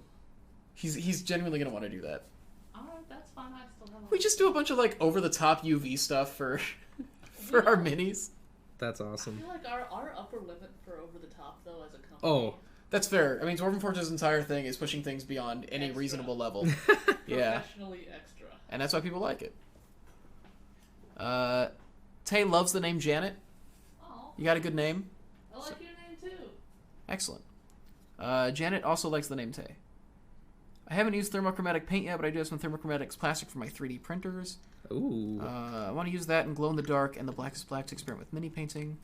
So I guess I can do a UV top coat, so I can paint the elk regular elk colors, I guess, and then do a clear top coat over it. Yeah, to do so the there is glow? like that invisible thing that Janet was talking about, where you could like do some design on it that would only appear under the light. Yeah. Yeah.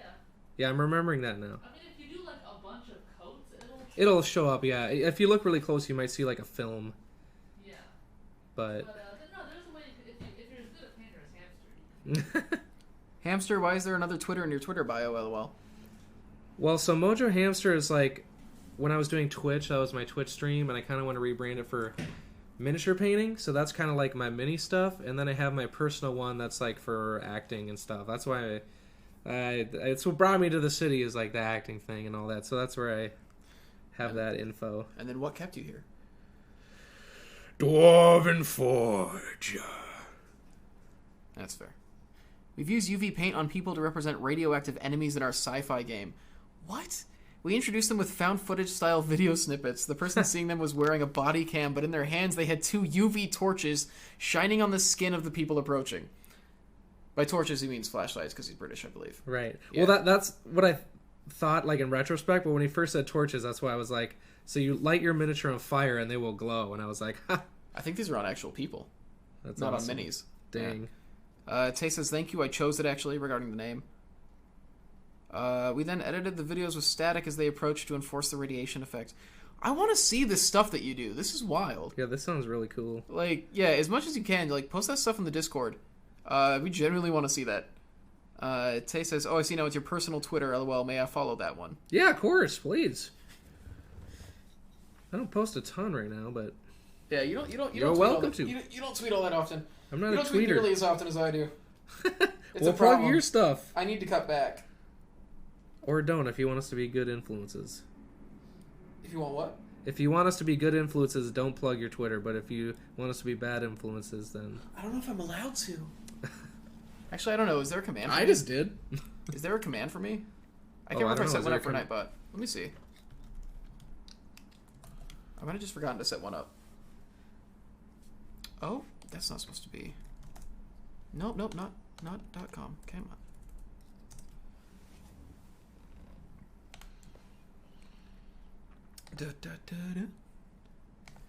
I'm not technically an employee, so let's see. We then edited the videos. Oh wait, I already read that. That's so wild to me. I guess that would be for LARPing, yeah. Like you can go. Yeah, that sounds cool. The stuff that I hear people do blows my mind.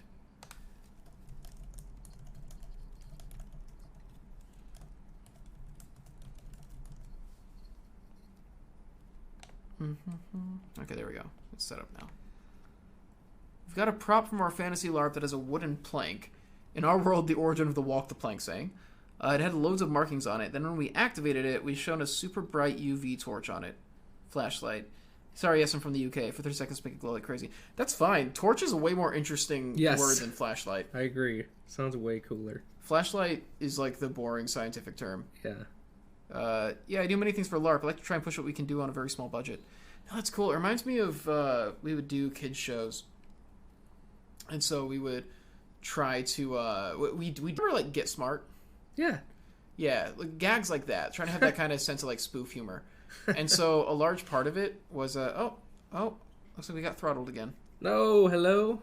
I ran a speed test and everything, and it really does seem like the ISP, for whatever reason, is specifically throttling these streams. Because I ran a speed test while it was saying that we weren't getting anything on OBS, and the speed test came back great. That's really so weird. this computer was getting internet perfectly fine. It's just specifically throttling.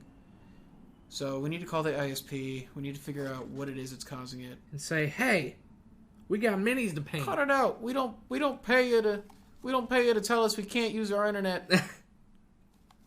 I think that's, yeah. So we just need to call them and figure out what it is that's causing it. Because this is where the whole net neutrality thing comes in. They might specifically throttle your connection to specific things. That's based so on their weird. own interests, because net neutrality. That's what net neutrality is supposed to do. Huh. Might be a local antivirus / ad blocker causing it. Really? I don't think we have any installed on this though. It's like a pretty new computer. This might be the last time we use this computer for streaming, anyways. Oh yeah, that's true. Actually. Yeah, we ordered the parts for a computer, a PC, actually, so we don't have to use a Mac anymore, which I'm so excited for. Macs are not great for streaming. The parts for a PC should be getting here tomorrow, so I can build that PC, and then we'll have that specifically for streaming. Nice. If you have none installed, it's not them. Yeah, I'm pretty sure. I'm like 99% sure it's ISP throttling. So yeah, we'll need to figure out if it's something in the contract or like what it is that's making them think it's okay to do that to us. 'Cause it ain't. It ain't. I'm not gonna stand for it. I'm not gonna stand for it. Are you gonna stand for it? No. No. No. PC build stream? Yeah, let me just stream from the PC. Wait. I don't know. Would that be interesting to people? I guess I could ask Gabe to borrow his computer one more time to stream me building. Just one more stream, Gabe. I want to stream me building the computer that's going to replace yours. I don't think it's something we can physically do. Thinking about like the timing of all of it, I don't think I'm going to be able to take it away from him tomorrow. Yeah, probably not, honestly. Because we have another stream planned for Thursday. On Thursday, we're going to be streaming a Critical Role rebuild. Oh, that's right. Which is a series that we want to try out here. Where basically, what we're doing is rebuilding one of the battle maps that Matt Mercer uses on Critical Role with our terrain. Because he uses our terrain for a lot of it. If not most of it. If not all of it. He usually uses our terrain as a base and then puts some extra stuff on it to spice it up. And so he's picked out a map, and on Thursday we're going to be trying that out. Excuse me. They'll probably cite something like fair usage and things like that, or deny there's throttling. Yeah, and there's not really much we can do about it, unfortunately, but we should at least try to get it fixed, because I would like to not have that happen to us a couple times every stream, you know? Yeah, that stinks. I would like them to not throttle us. Both in life and in streams. I prefer not to be throttled. If y'all are involved, I'll watch. I would be involved. I'd be the one building it. On Thursday, I don't know what your plans are, Hamster. If you want to hang out with us while we're doing that or what. Thursday? Because Tyler's going to be the one doing the build. I might. It depends, because Aaron is out this week, so I might have to double up painting duty. That's fair. I think we're starting at 5 on Thursday. Pretty sure it's at 5. Depending on when the parts get here, it very well might be a situation where I borrow Gabe's computer. I use this computer for streaming it on Thursday, and while he's building the Critical build, maybe I'll be next to him building the computer. Depends on when all the parts get here. If they don't get here till like 3 o'clock on Thursday, I'm not going to be able to have the computer ready in time. But I hope they all get here tomorrow. If they get here tomorrow, then I can come here first thing in the morning on Thursday and put it together. So I'll be there on Thursday for sure, no matter what we're doing. I think with a lot of the streams, we're going to have just kind of a drop-in policy. Yeah, that Just sounds if, good. if people around the office feel like popping in, like they can just pop in. Everybody in the office is pretty chill with each other. Definitely. I've not been in streams where people are using a Mac, though, so there might be something else on that causing it, perhaps. On PC, though, there have been issues I've seen before with ISPs causing dropouts every couple of hours.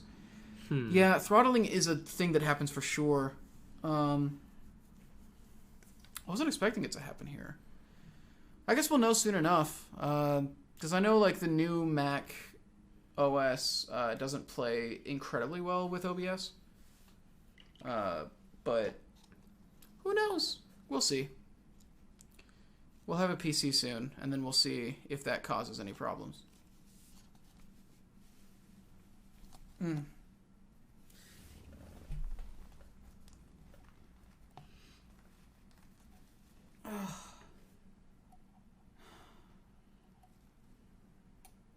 What are you doing to that guy?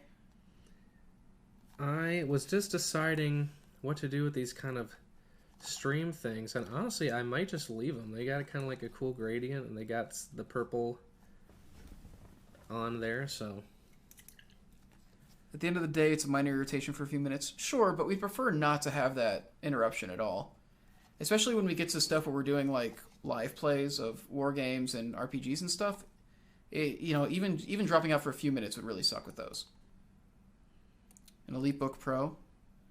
Allows us to get a cup of tea without missing on the painting and fun interactions with you guys. Oh, I have bad news for you. Hamster kept painting during that blackout. It's because I know we're kind of... we've been going a lot of time already, but... Are we, like, in finishing distance, though? I mean, I think... At this point, I just do the bases and be done. Alright, yeah. So I guess we might as well finish then, huh? Yeah, let's do that. God, these things look so sickly. Yeah.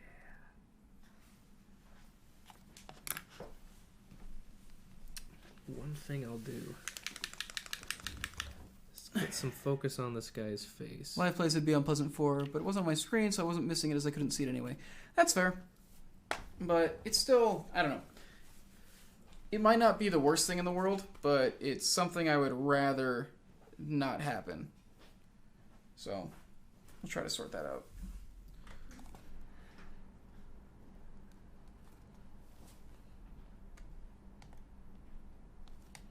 There we go. All right.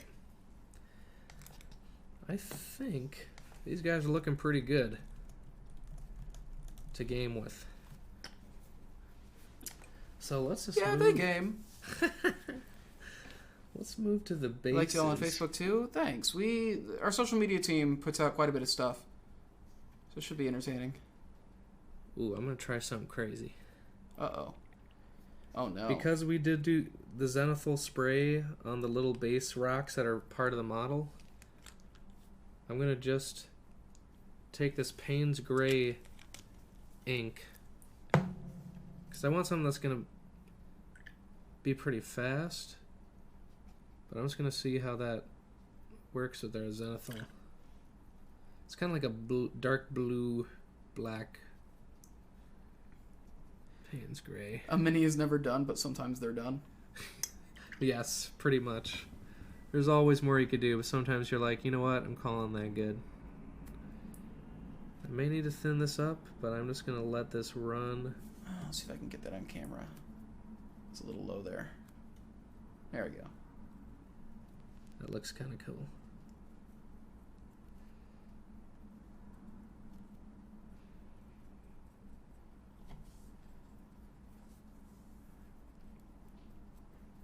Let's see.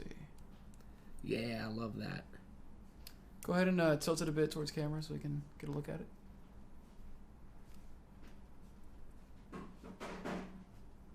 Or not. Is it in frame or not?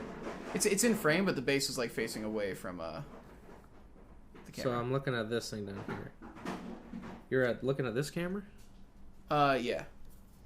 So I'm looking at this down here where there was some of this white spray that now has this Payne's Gray layered over it, along with the purple spray. It's kind of a haunting sort of look.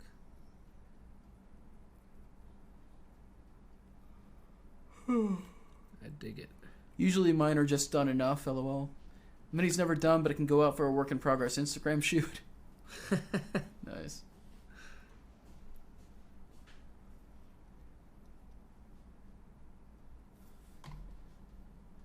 Let's try and bring this down a bit.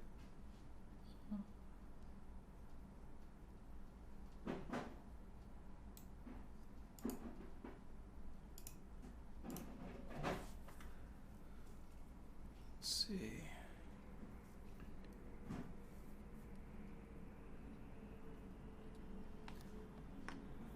So dark outside. And I guess it's after 8 o'clock. That'll do it. Keeping your work in frame while painting is such a pain. Yeah, I'm not. That's why I'm not pushing him too hard to like. Yeah, I'm sorry if I've been painting completely out of bounds at some points. I don't have a monitor right now to see or anything. Yeah, it's also like, I mean, if you got to put it somewhere to get the stuff right. Yeah, sometimes you just have to nail the thing and put it back. So why is that one specifically on the cup? Because it does technically fit on here, but it was a pain to get it wide enough to fit, so I just So put it on its own base, on its own holder. A buddy of mine uses a GoPro attached to his forehead. Nate's wanted to do some GoPro camera stuff when he builds, and I don't think we have the tech to make that look good yet, but maybe someday. In that kind of chest view of everything.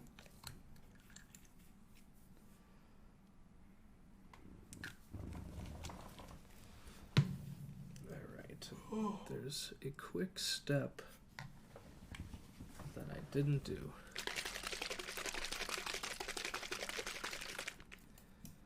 It is, I think, required. Oh dear.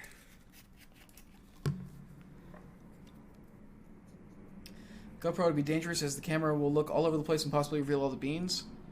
Wait, True. yeah, do a GoPro stream. Yeah, that's fair. Yeah. I didn't even think about probably that, but yeah. Everybody, like, it's funny like how on alert everybody is for beans. Anything they can possibly grab, and yet nobody posted the one that we showed off yesterday in the forums. Ooh. Yeah, kind of surprised me. It's a pretty cool sculpt, and everybody like freaked out when they saw it, so I thought it would for sure make its way to the forums. But, oh well, it is what it is.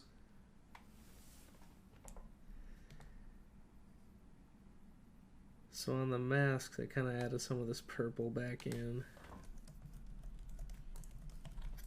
Pretty quick step. It's just, there's little kind of divots or grooves in the helmets, so I'm just thinning down some of that ink and letting my brush, or letting the model pull the paint right off the brush, kind of with capillary action into the groove. So you're like painting in reverse. Yeah. Letting the model paint the brush. Yeah. Apparently, Kraid keeps all the beans to themselves. Just doesn't tell anybody about it, I guess.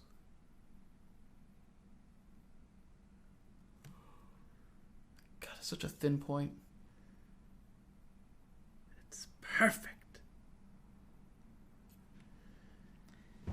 Advertise as Twitch exclusive beans. We'll get more people to come watch you guys.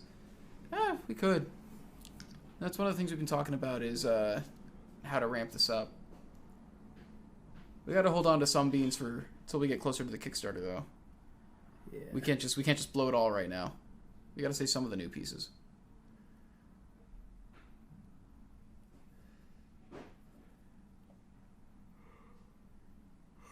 Oh boy.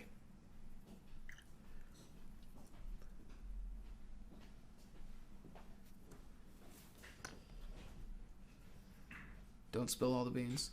We won't.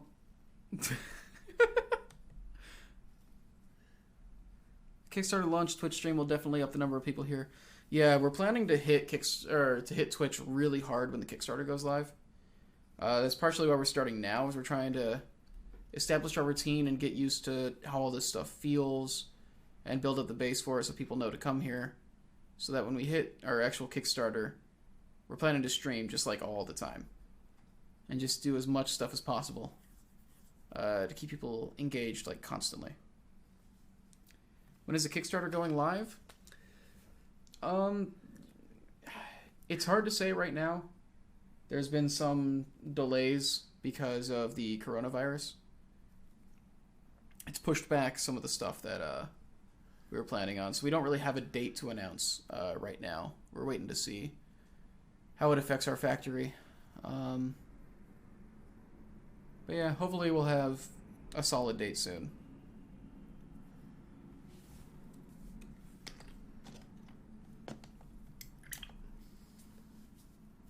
So, yeah, we'll announce it when it's time to announce it.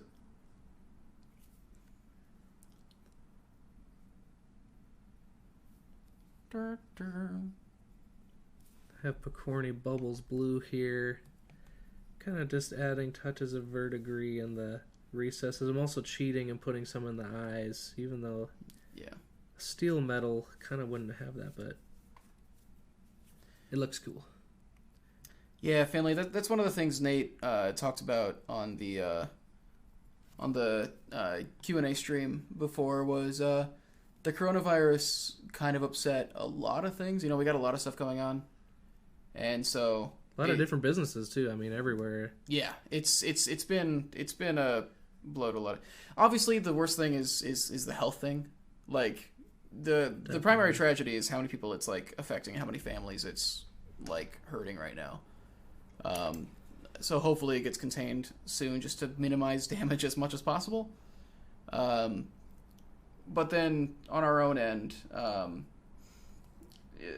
people have wanted answers for a lot of things, and it's just been something we can't really give right now because we're not sure what the extent of the coronavirus is yet. So it sucks, but we're communicating as much as we can.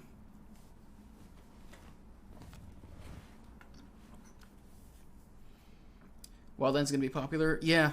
For everything I've seen, I think this is one of the best things they've done. I'm really excited for it. I'm so pumped. There's so much cool stuff. I'm really excited for everybody to like see the rest of... I'm excited for everybody to see the rest of what you guys have been working on. Yes, me too. Yeah. We'll be at PAX this weekend if anyone's going to PAX. Yeah. They made a really cool build. It's got some of the new pieces for Wildlands in it. So they'll be showing it at that convention. We also streamed the process of building that, so you can see those pieces there too. I back a lot of things. I've had about 50 Kickstarter emails alone mentioning delays due to the coronavirus. That's just from manufacturing areas outside the main infected areas. Yeah, it's thrown a wrench into a lot of things. But there's not much we can do except wait and see at this point.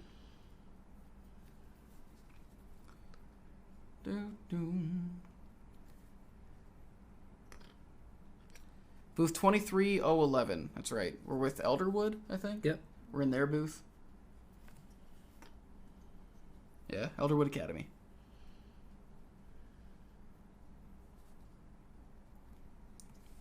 Little touches. Are you just doing the eyes, or? Yeah, I've done the metals, like the gold brassy metals and some verdigris, and this is just for kind of like whether this metal has verdigris of its own or if it's a magical effect. I got some in the eyes just to brighten up the faces a little bit.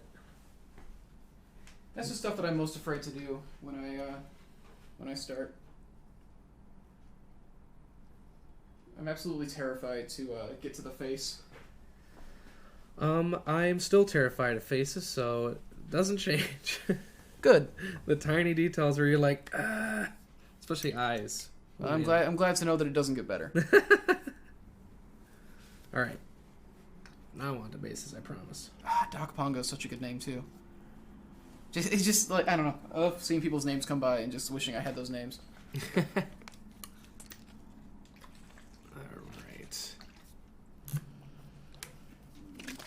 What's funny is I don't own any Dwarven Forge LOL. I check out all the stuff, chat with the big boss about what he's working on, then make my own stuff out of foam and cardboard. Yeah, that's perfectly fine. Like, it doesn't require a purchase to like talk to us or anything.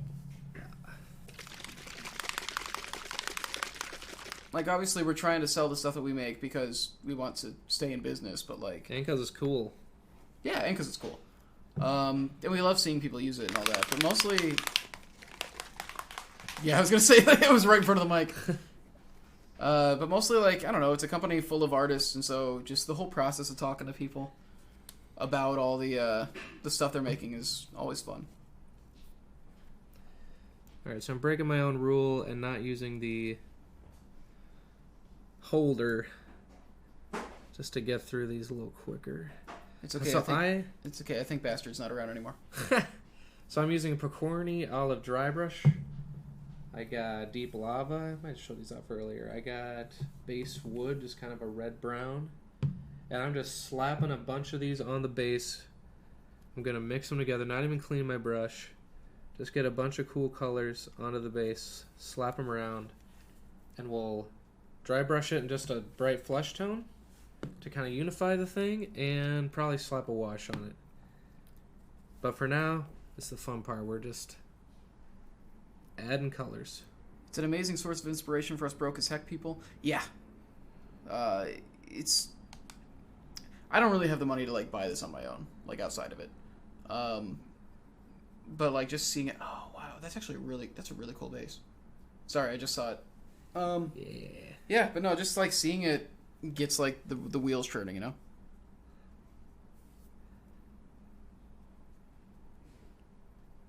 I know you guys may get a lot of frustrated people chasing for things, and often they're the only ones people hear from.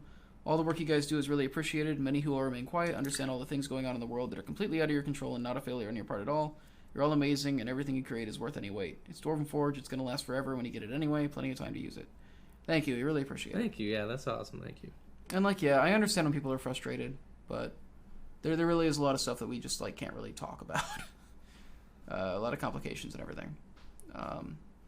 I mean, and typically, like, we'll most of the time we'll release information when we have it. Like, if you're like, man, that hasn't been updated in a while, it's like we're not hiding stuff. You know, it's like when we have dates and information and things for you, you'll know. Trust me. Yeah. But no, we do get there is a lot of extremely verbal support for us though. Like, it's definitely, it's not like we, you know, we'll get some people, like, upset at us every now and then, but, like, for the most part it is, like, an incredibly supportive community. Yes. Especially on Twitter. Like, yeah.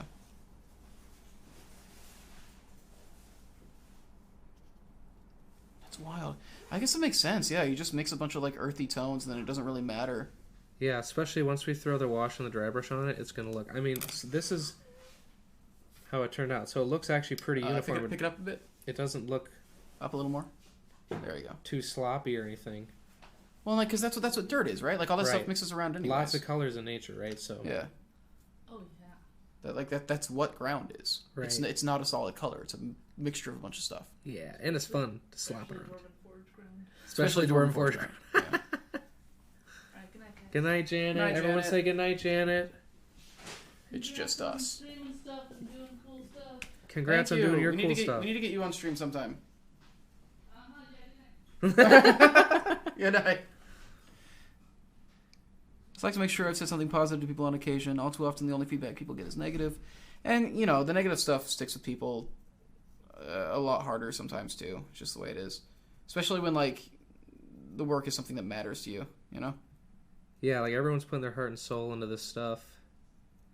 Because we want it to be cool. Like, we're making the stuff we want to see, you know? Like, we're all gamers and we're all hobbyists and that. Yeah, I'm a gamer. Yeah. You know, we care about how the product comes out, so... Oh. It means a lot to hear feedback. That's most of the bases done already. Yeah. Well, maybe not. There's 9, I guess. Oh. Yeah, it goes by pretty fast, so... Yeah, the bases seem like they're actually going away. Well, it's kind of one of those things of, like, when you're picking your techniques, you don't want to budget a bunch of time on the base, right? That's fair. You want the focus to be up top. So... You know, I'm definitely guilty of getting finicky with this stuff, but this is, in particular, I'm challenging myself as I'm sitting here to just like, you know what, don't think about it, just get the colors on and move on to the next model. Just it's part of efficiency because, you know, my brain is telling me do every single little tiny thing forever, like on each little detail, and that does not lead to playing games. At some point, you got to put it down. Yeah. Is it like an act of concern to try and make the mini stand out from the base? Definitely. But still working together. Like, one thing I like about this scheme is that the base is kind of warm and while the mini's cool. So the mini does stick out, but it also adds a cool contrast because of the base. Like, if you were to just do a bare base, you would notice it compared to, like, this warm base. But you're not necessarily, like, your eye isn't necessarily drawn right to the base. So if you were doing these guys like red or something, would you use like a green or like a kind of dark blue base? I would consider it. Maybe put like blues in the, like, if it would be like more of a gray stone and put blues and greens in it. Interesting. Be kind of cool. So anything that's cool. I mean, you could also, there's monochromatic stuff too where you're doing red and you got like a Martian sort of red desert like this on the same model, and that can look cool. And then you pick different details, maybe in a blue color or something, to pop off of the model and do contrast that way. It's just adding visual interest in any place you can, like, add, you know, different kinds of contrast. Whether you could do a monochrome scheme that's just lots of light and dark across a wide range, but then warm and cool next to each other is also a different kind of contrast. And there's different texture contrast, like the metal next to, I try to texture up the stitched together parts a little bit. So it's not more than just light and dark.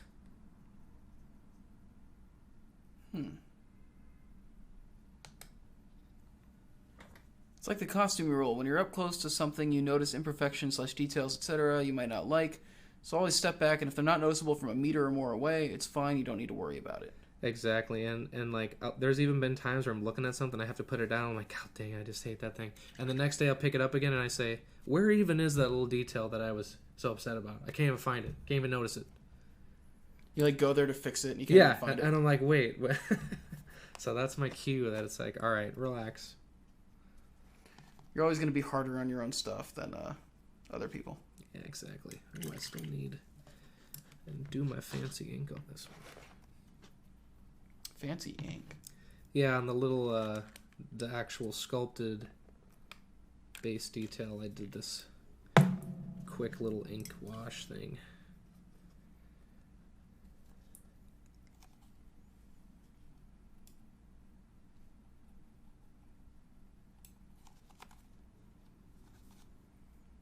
Huh. Oh yeah, because there's a little thing there. Yeah, so that's part of the model, and it caught a little bit of my airbrush spray when I was doing light and dark already, so just because this ink is so thin, kind of like a wash, but just more pigment, so it will stain the surface a lot more than a wash, but it will still run to the recesses and leave some of that underpainting that has lights and darks on it, so it looks kind of cool.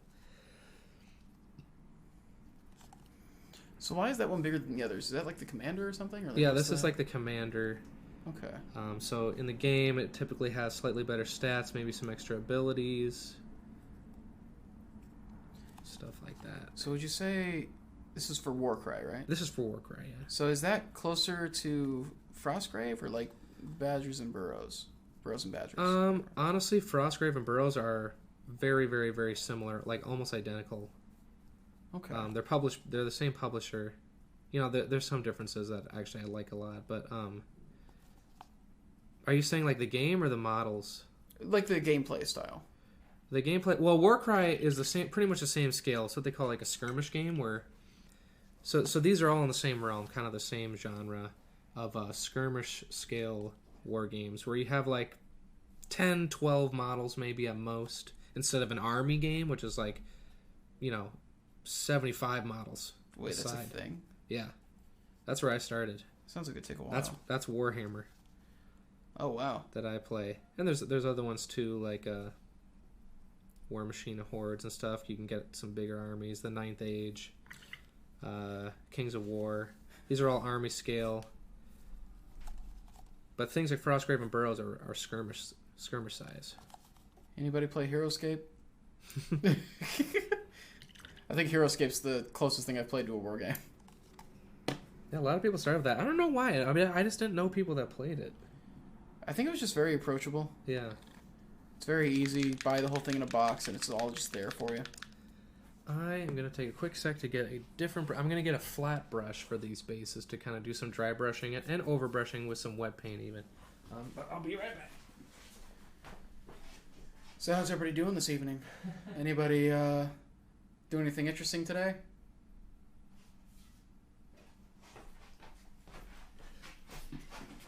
Ta-da!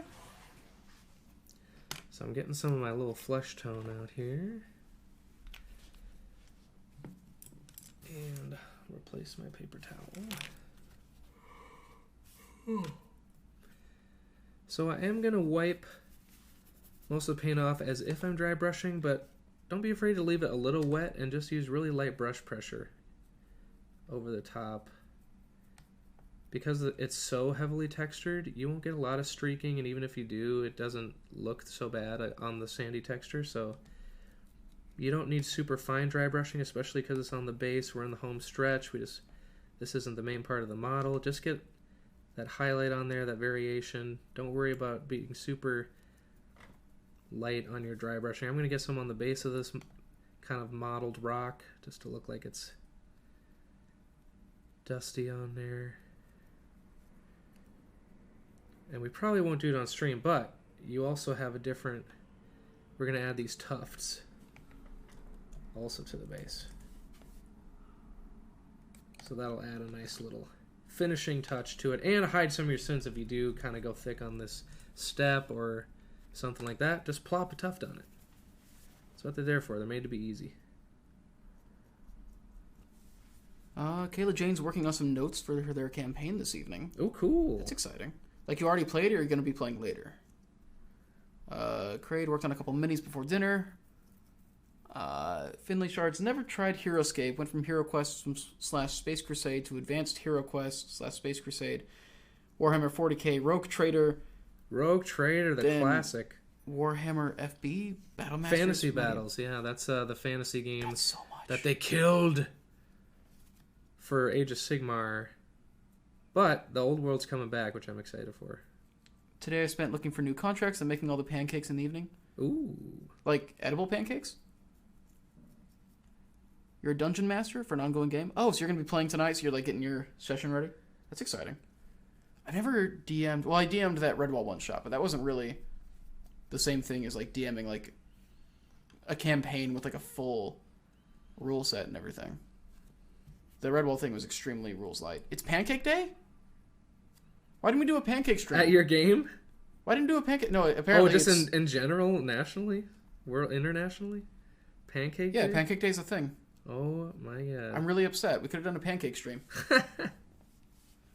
Playing in a few weeks, but it's fun to plan. Yeah, that's fair. Man, a DM that actually like takes their time to prep is wonderful. You can feel the difference in the games, genuinely. Versus when somebody's just winging it and hasn't thought about it at all. Oh. And I gotta make sure I go heavier on the step because I'm gonna do that wash afterwards, so it will knock it down. So I'd rather go too heavy than be too conservative and have it not be noticeable, so... You'd rather have too much than too little? Yeah. DMing is rough. I did it once for a Pokemon RPG and swore never again. Pokemon RPG? Dang. There's some stuff that I actively want to DM. Like... There are stories that I like want to tell, things that I want to do that I think would be interesting, and I feel like I need to DM it or like it won't happen. So I don't know. I want to try it more at some point. I've only DM'd one off, and it was very fun. I'm also like a director, so I feel like it wouldn't be that difficult. I shouldn't say for sure. that. That'd be. I wouldn't say that it wouldn't be difficult, but I mean like it feels like it would be my kind of skill set. For you, yeah. Yeah.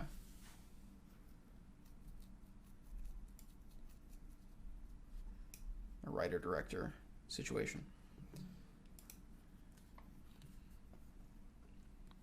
So you're just doing like a light cover to each base, basically? Yeah, like I'm just getting the highest bits of the texture Just kind of letting it grab the paint, light brush pressure, just because we want those tones we slopped on to be underneath, but this is just the high detail, the kind of unifying color on the top. And then we'll get the wash on there that blends it even more so together with everything else and give a little more shadow. And then we're done. Nice. I feel like once you DM 3 times, you never want to go back to being a player. The 3rd time is when you sign the pack, though, so it makes sense. Yeah, that's when you have to, like, that's when you gotta, like, pull blood. I think you sign that contract. It's right there at the back of the handbook. It's there in the rules. Like, you can't not do it. Also, welcome to the stream, Rasputin. Speaking of Rasputin, if you guys want to know DMing, go check out Once Upon a Roll. Rasputin DMs a podcast there. That's really cool. Nice. It's a bunch of solo sessions. Really interesting. Speaking of planning, we got 1 LARP a month for the rest of the year. Ooh. But in September, we were running a new one-off game based on the Paranoia game that we need to do some serious planning for. I want to see video of these LARPs that you do. They all sound so ridiculously over the top. Like, I genuinely want to see the stuff that you do. Craig wishes that his group met more than once a month. Yeah, I'm wanting to add... I think adding a campaign that happens monthly would be good for me at this point, because I have a weekly campaign. And I really want to play another character. Not because I don't like my character, but I just have all these ideas that I want to do. So I think adding a monthly campaign would be good for me. Just because it'd be easier to work in. Sorry you had a bad experience. I have some great players and we have a fantastic time. They're all in it for the long haul and really care about courtesy. It makes a huge difference. They're all also in their 30s, which probably helps too. Yeah, so they've probably gotten past a lot of the ego stuff. There are some times... It is possible to be a bad player in D&D. Like, a lot of times people say that it's not, but, like, it is. Like, you can be the kind of person that, like, stops other people from enjoying themselves. Yeah, that's true. And I feel like as you get older, like, you get better at that. At, like, not needing to have the attention all the time and stuff like that.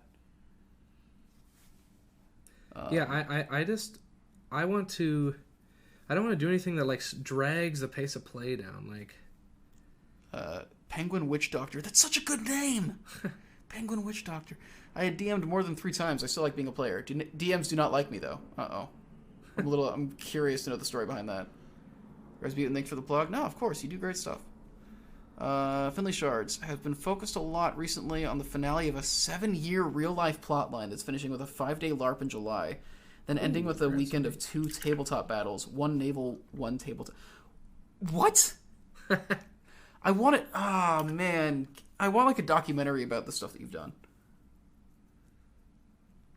Craig says, I think it was the system, honestly, really math-heavy and combat took forever.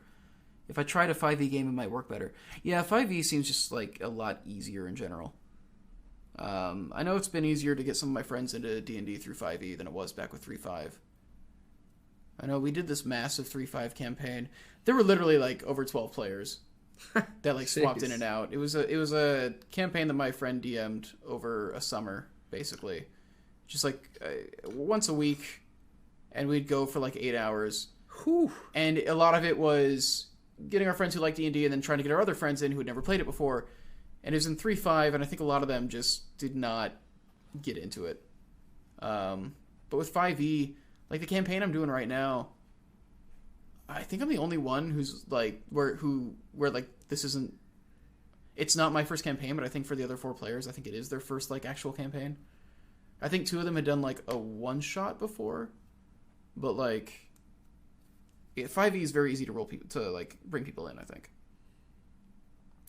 Oh, there's 0 ego at the table. We're all coworkers too, so we see each other often. We're friends. That's great. Like having a good chemistry at the table is vital, I think, to everybody enjoying themselves. You're a bit of a rules lawyer? Oh man.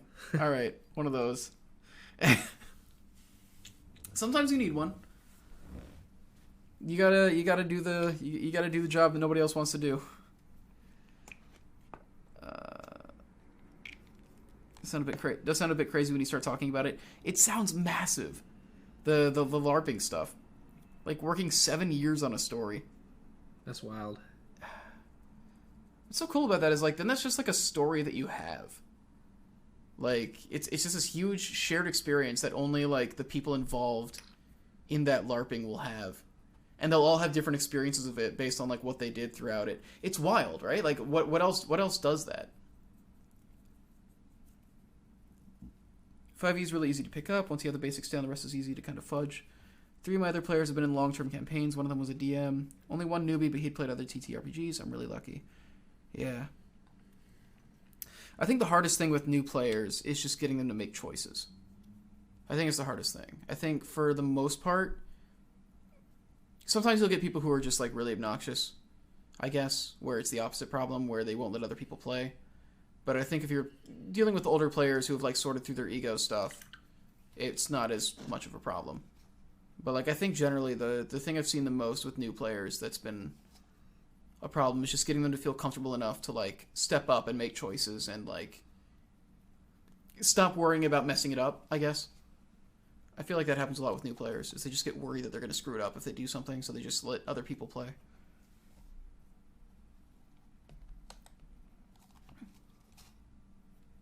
We have a smallish system, about 60 players. Not a fest that will have thousands, so we get to focus a lot on the story. Oh, that's really awesome. How big is the LARP that Dwarven Forge does? That place you guys go to? Oh man, I mean, less than 100 people. Less than 100? Yeah. Okay. And they meet like every couple months, yeah? Yeah, every few months maybe. 5e is a much better edition to start. I definitely not rule out previous editions after you start playing, though. Much to be had for previous edition. Yeah, there's stuff from 3.5 that I really miss in 5th edition, but it is what it is. Fantasy game has been in existence for over 20 years and is a continually developing world and story, so some of the things in the world are there because of player actions in the past. That's so cool. Yeah, that's sweet. I don't know. It's just conceptually, I love that idea. Just the idea of like a grand like collaborative storytelling thing on that scale. It just blows my mind.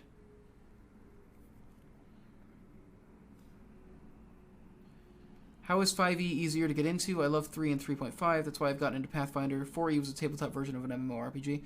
5e just takes a lot of the numbers and simplifies a lot of the rules. It consolidates a lot of skills, and it just generally streamlines a lot of things so that for a lot of new players it is a bit less intimidating if they get kind of intimidated by the creation process. It's just very streamlined. I personally think that 3.5 allows for deeper customization once you actually get into it. There's stuff about like what 5e does with like shields and stuff that I'm not a huge fan of, but I think it's absolutely the easier one to bring people into. And it also places more of a focus on role-playing as opposed to the action, which, you know, comes down to personal taste. Started in 3.5, played every weekend for 8 hours for nearly 2 years straight. 8-hour sessions, man. Those were the day. I just think I don't have the time for that anymore. Less math, the buffs don't add numbers to your stats as much. They favor advantage and disadvantage. Yeah, that's also one of the things. 5e, like, making everything basically advantage and disadvantage simplifies it a lot for players. But I don't know, I really miss stuff like sundering and all that being, like, a part of combat. It feels like sundering and a lot of those other actions that you would take in combat, some of them are still around, but they just aren't emphasized as much. And a lot more the stuff that you do, instead of like, okay, I'm making them flat-footed. Stuff like that isn't really in 5e. Which I guess just comes down to taste, but I personally miss a lot of that stuff. So no Thaco? It's more balanced too. Spells haven't gotten over the top crazy yet. We get 1 weekend a month for Pathfinder. We play for about 12 hours on the Saturday, 3 to 4 on the Sunday. Oh, so you do 2 days in a row. That's wild. Game weekend. I'd love to do stuff like that. Also, just like the bonds that you form doing something like that too. Yeah.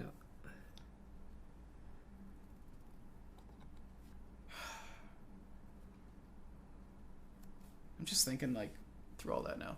I don't know. I know that like my weekly group is essentially kind of my close friend group now, because that's the people I see most often. And there's also like a vulnerability to it as well. Like, there's a level of comfort that you get from doing like the role playing and stuff, because generally like you get into vulnerable situations and all that. So I don't know. Started playing D&D hoping to be satanic, and I just wound up making good friends instead. Not what was advertised. I do watch a 5e Twitch stream, and I'm trying to learn it. It's 5e is really simple to learn, I think. All my current players also play on our LARP, so we're all used to working together for collaborative storytelling, and we all know where the boundaries and such are. That's fantastic. Oh, God. My throat's hurting.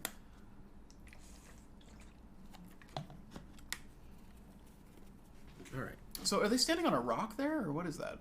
Yeah, this is like the ruins of a symbol of chaos, symbol of evil magic.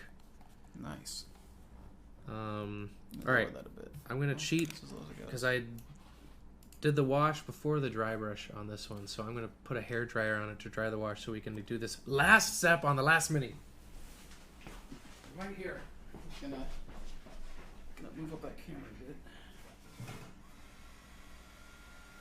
What are you doing? What is that? It's an air heat gun. You're heat gunning your... I didn't know you had one of those.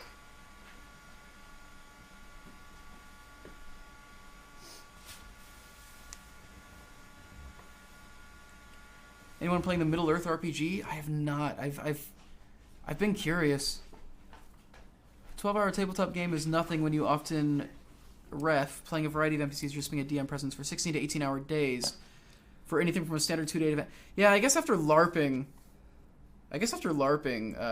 tabletop just kind of feels like like easy mode. Yeah, I suppose. Yeah, that's nothing but like large scale, long time investment. Man, you take a whole weekend and just go out to a place, stay in character for days on end.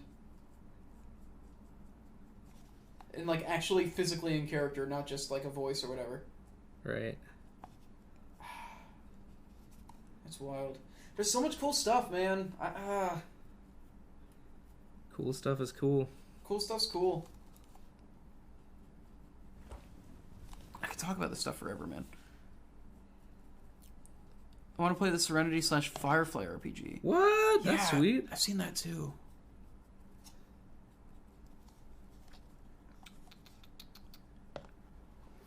Watching a stream is how I learned to play, and now I run a campaign. Yeah, like, Critical Role was a lot of people's way in to D&D. Like, everybody's got their opinions about Critical Role and all that, but, like, you cannot deny the impact that they've had on the scene. That's true, yeah. Like, I don't know how much of this tabletop renaissance would, like, exist without Critical Role having been a thing. But I guess what's wild to me is then, how did people end up watching Critical Role? That's kind of what I was just thinking. Because I kind of missed the boat with Critical Role. Yeah, me too. I didn't know about them until a while after they were popular. So I don't really know, like, how did that initially... I guess Geek and Sundry was putting them on, so I guess maybe there's a lot of people watching Geek and Sundry who didn't know tabletop yet or something. And then I guess also the Adventure Zone helped a lot too. A lot of people were into the McElroys, and then when they started doing Adventure Zone, that was their way in.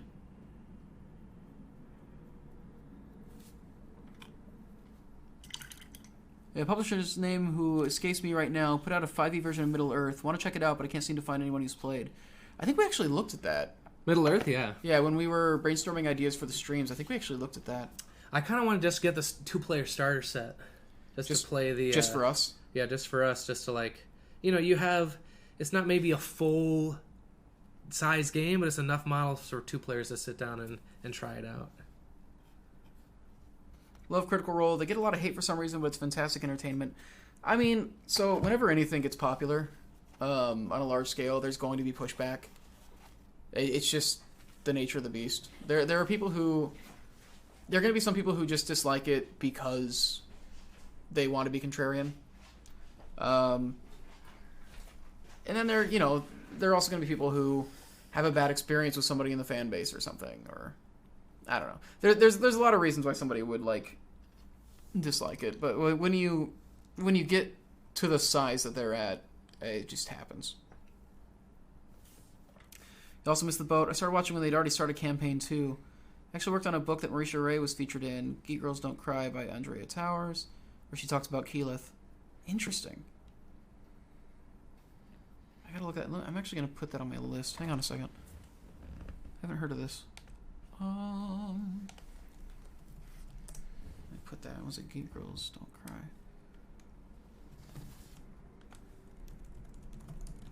I guess actually in a way Critical Role is responsible for the campaign that we're in now, because the reason we started listening was because we went to MagFest and Chelsea, it was her first time at a convention. She hadn't played D&D or anything, but she was curious about it.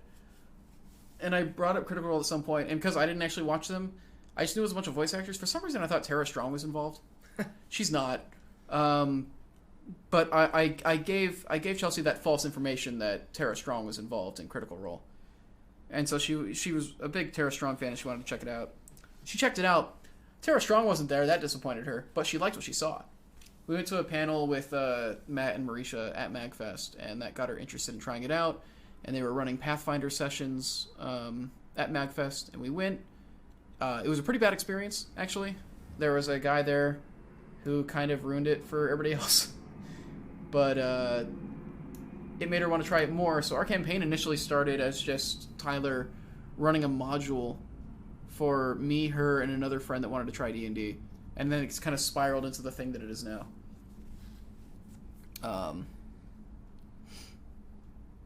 So I guess in a way, Critical Role actually got us started, even though we weren't watching it really at the time.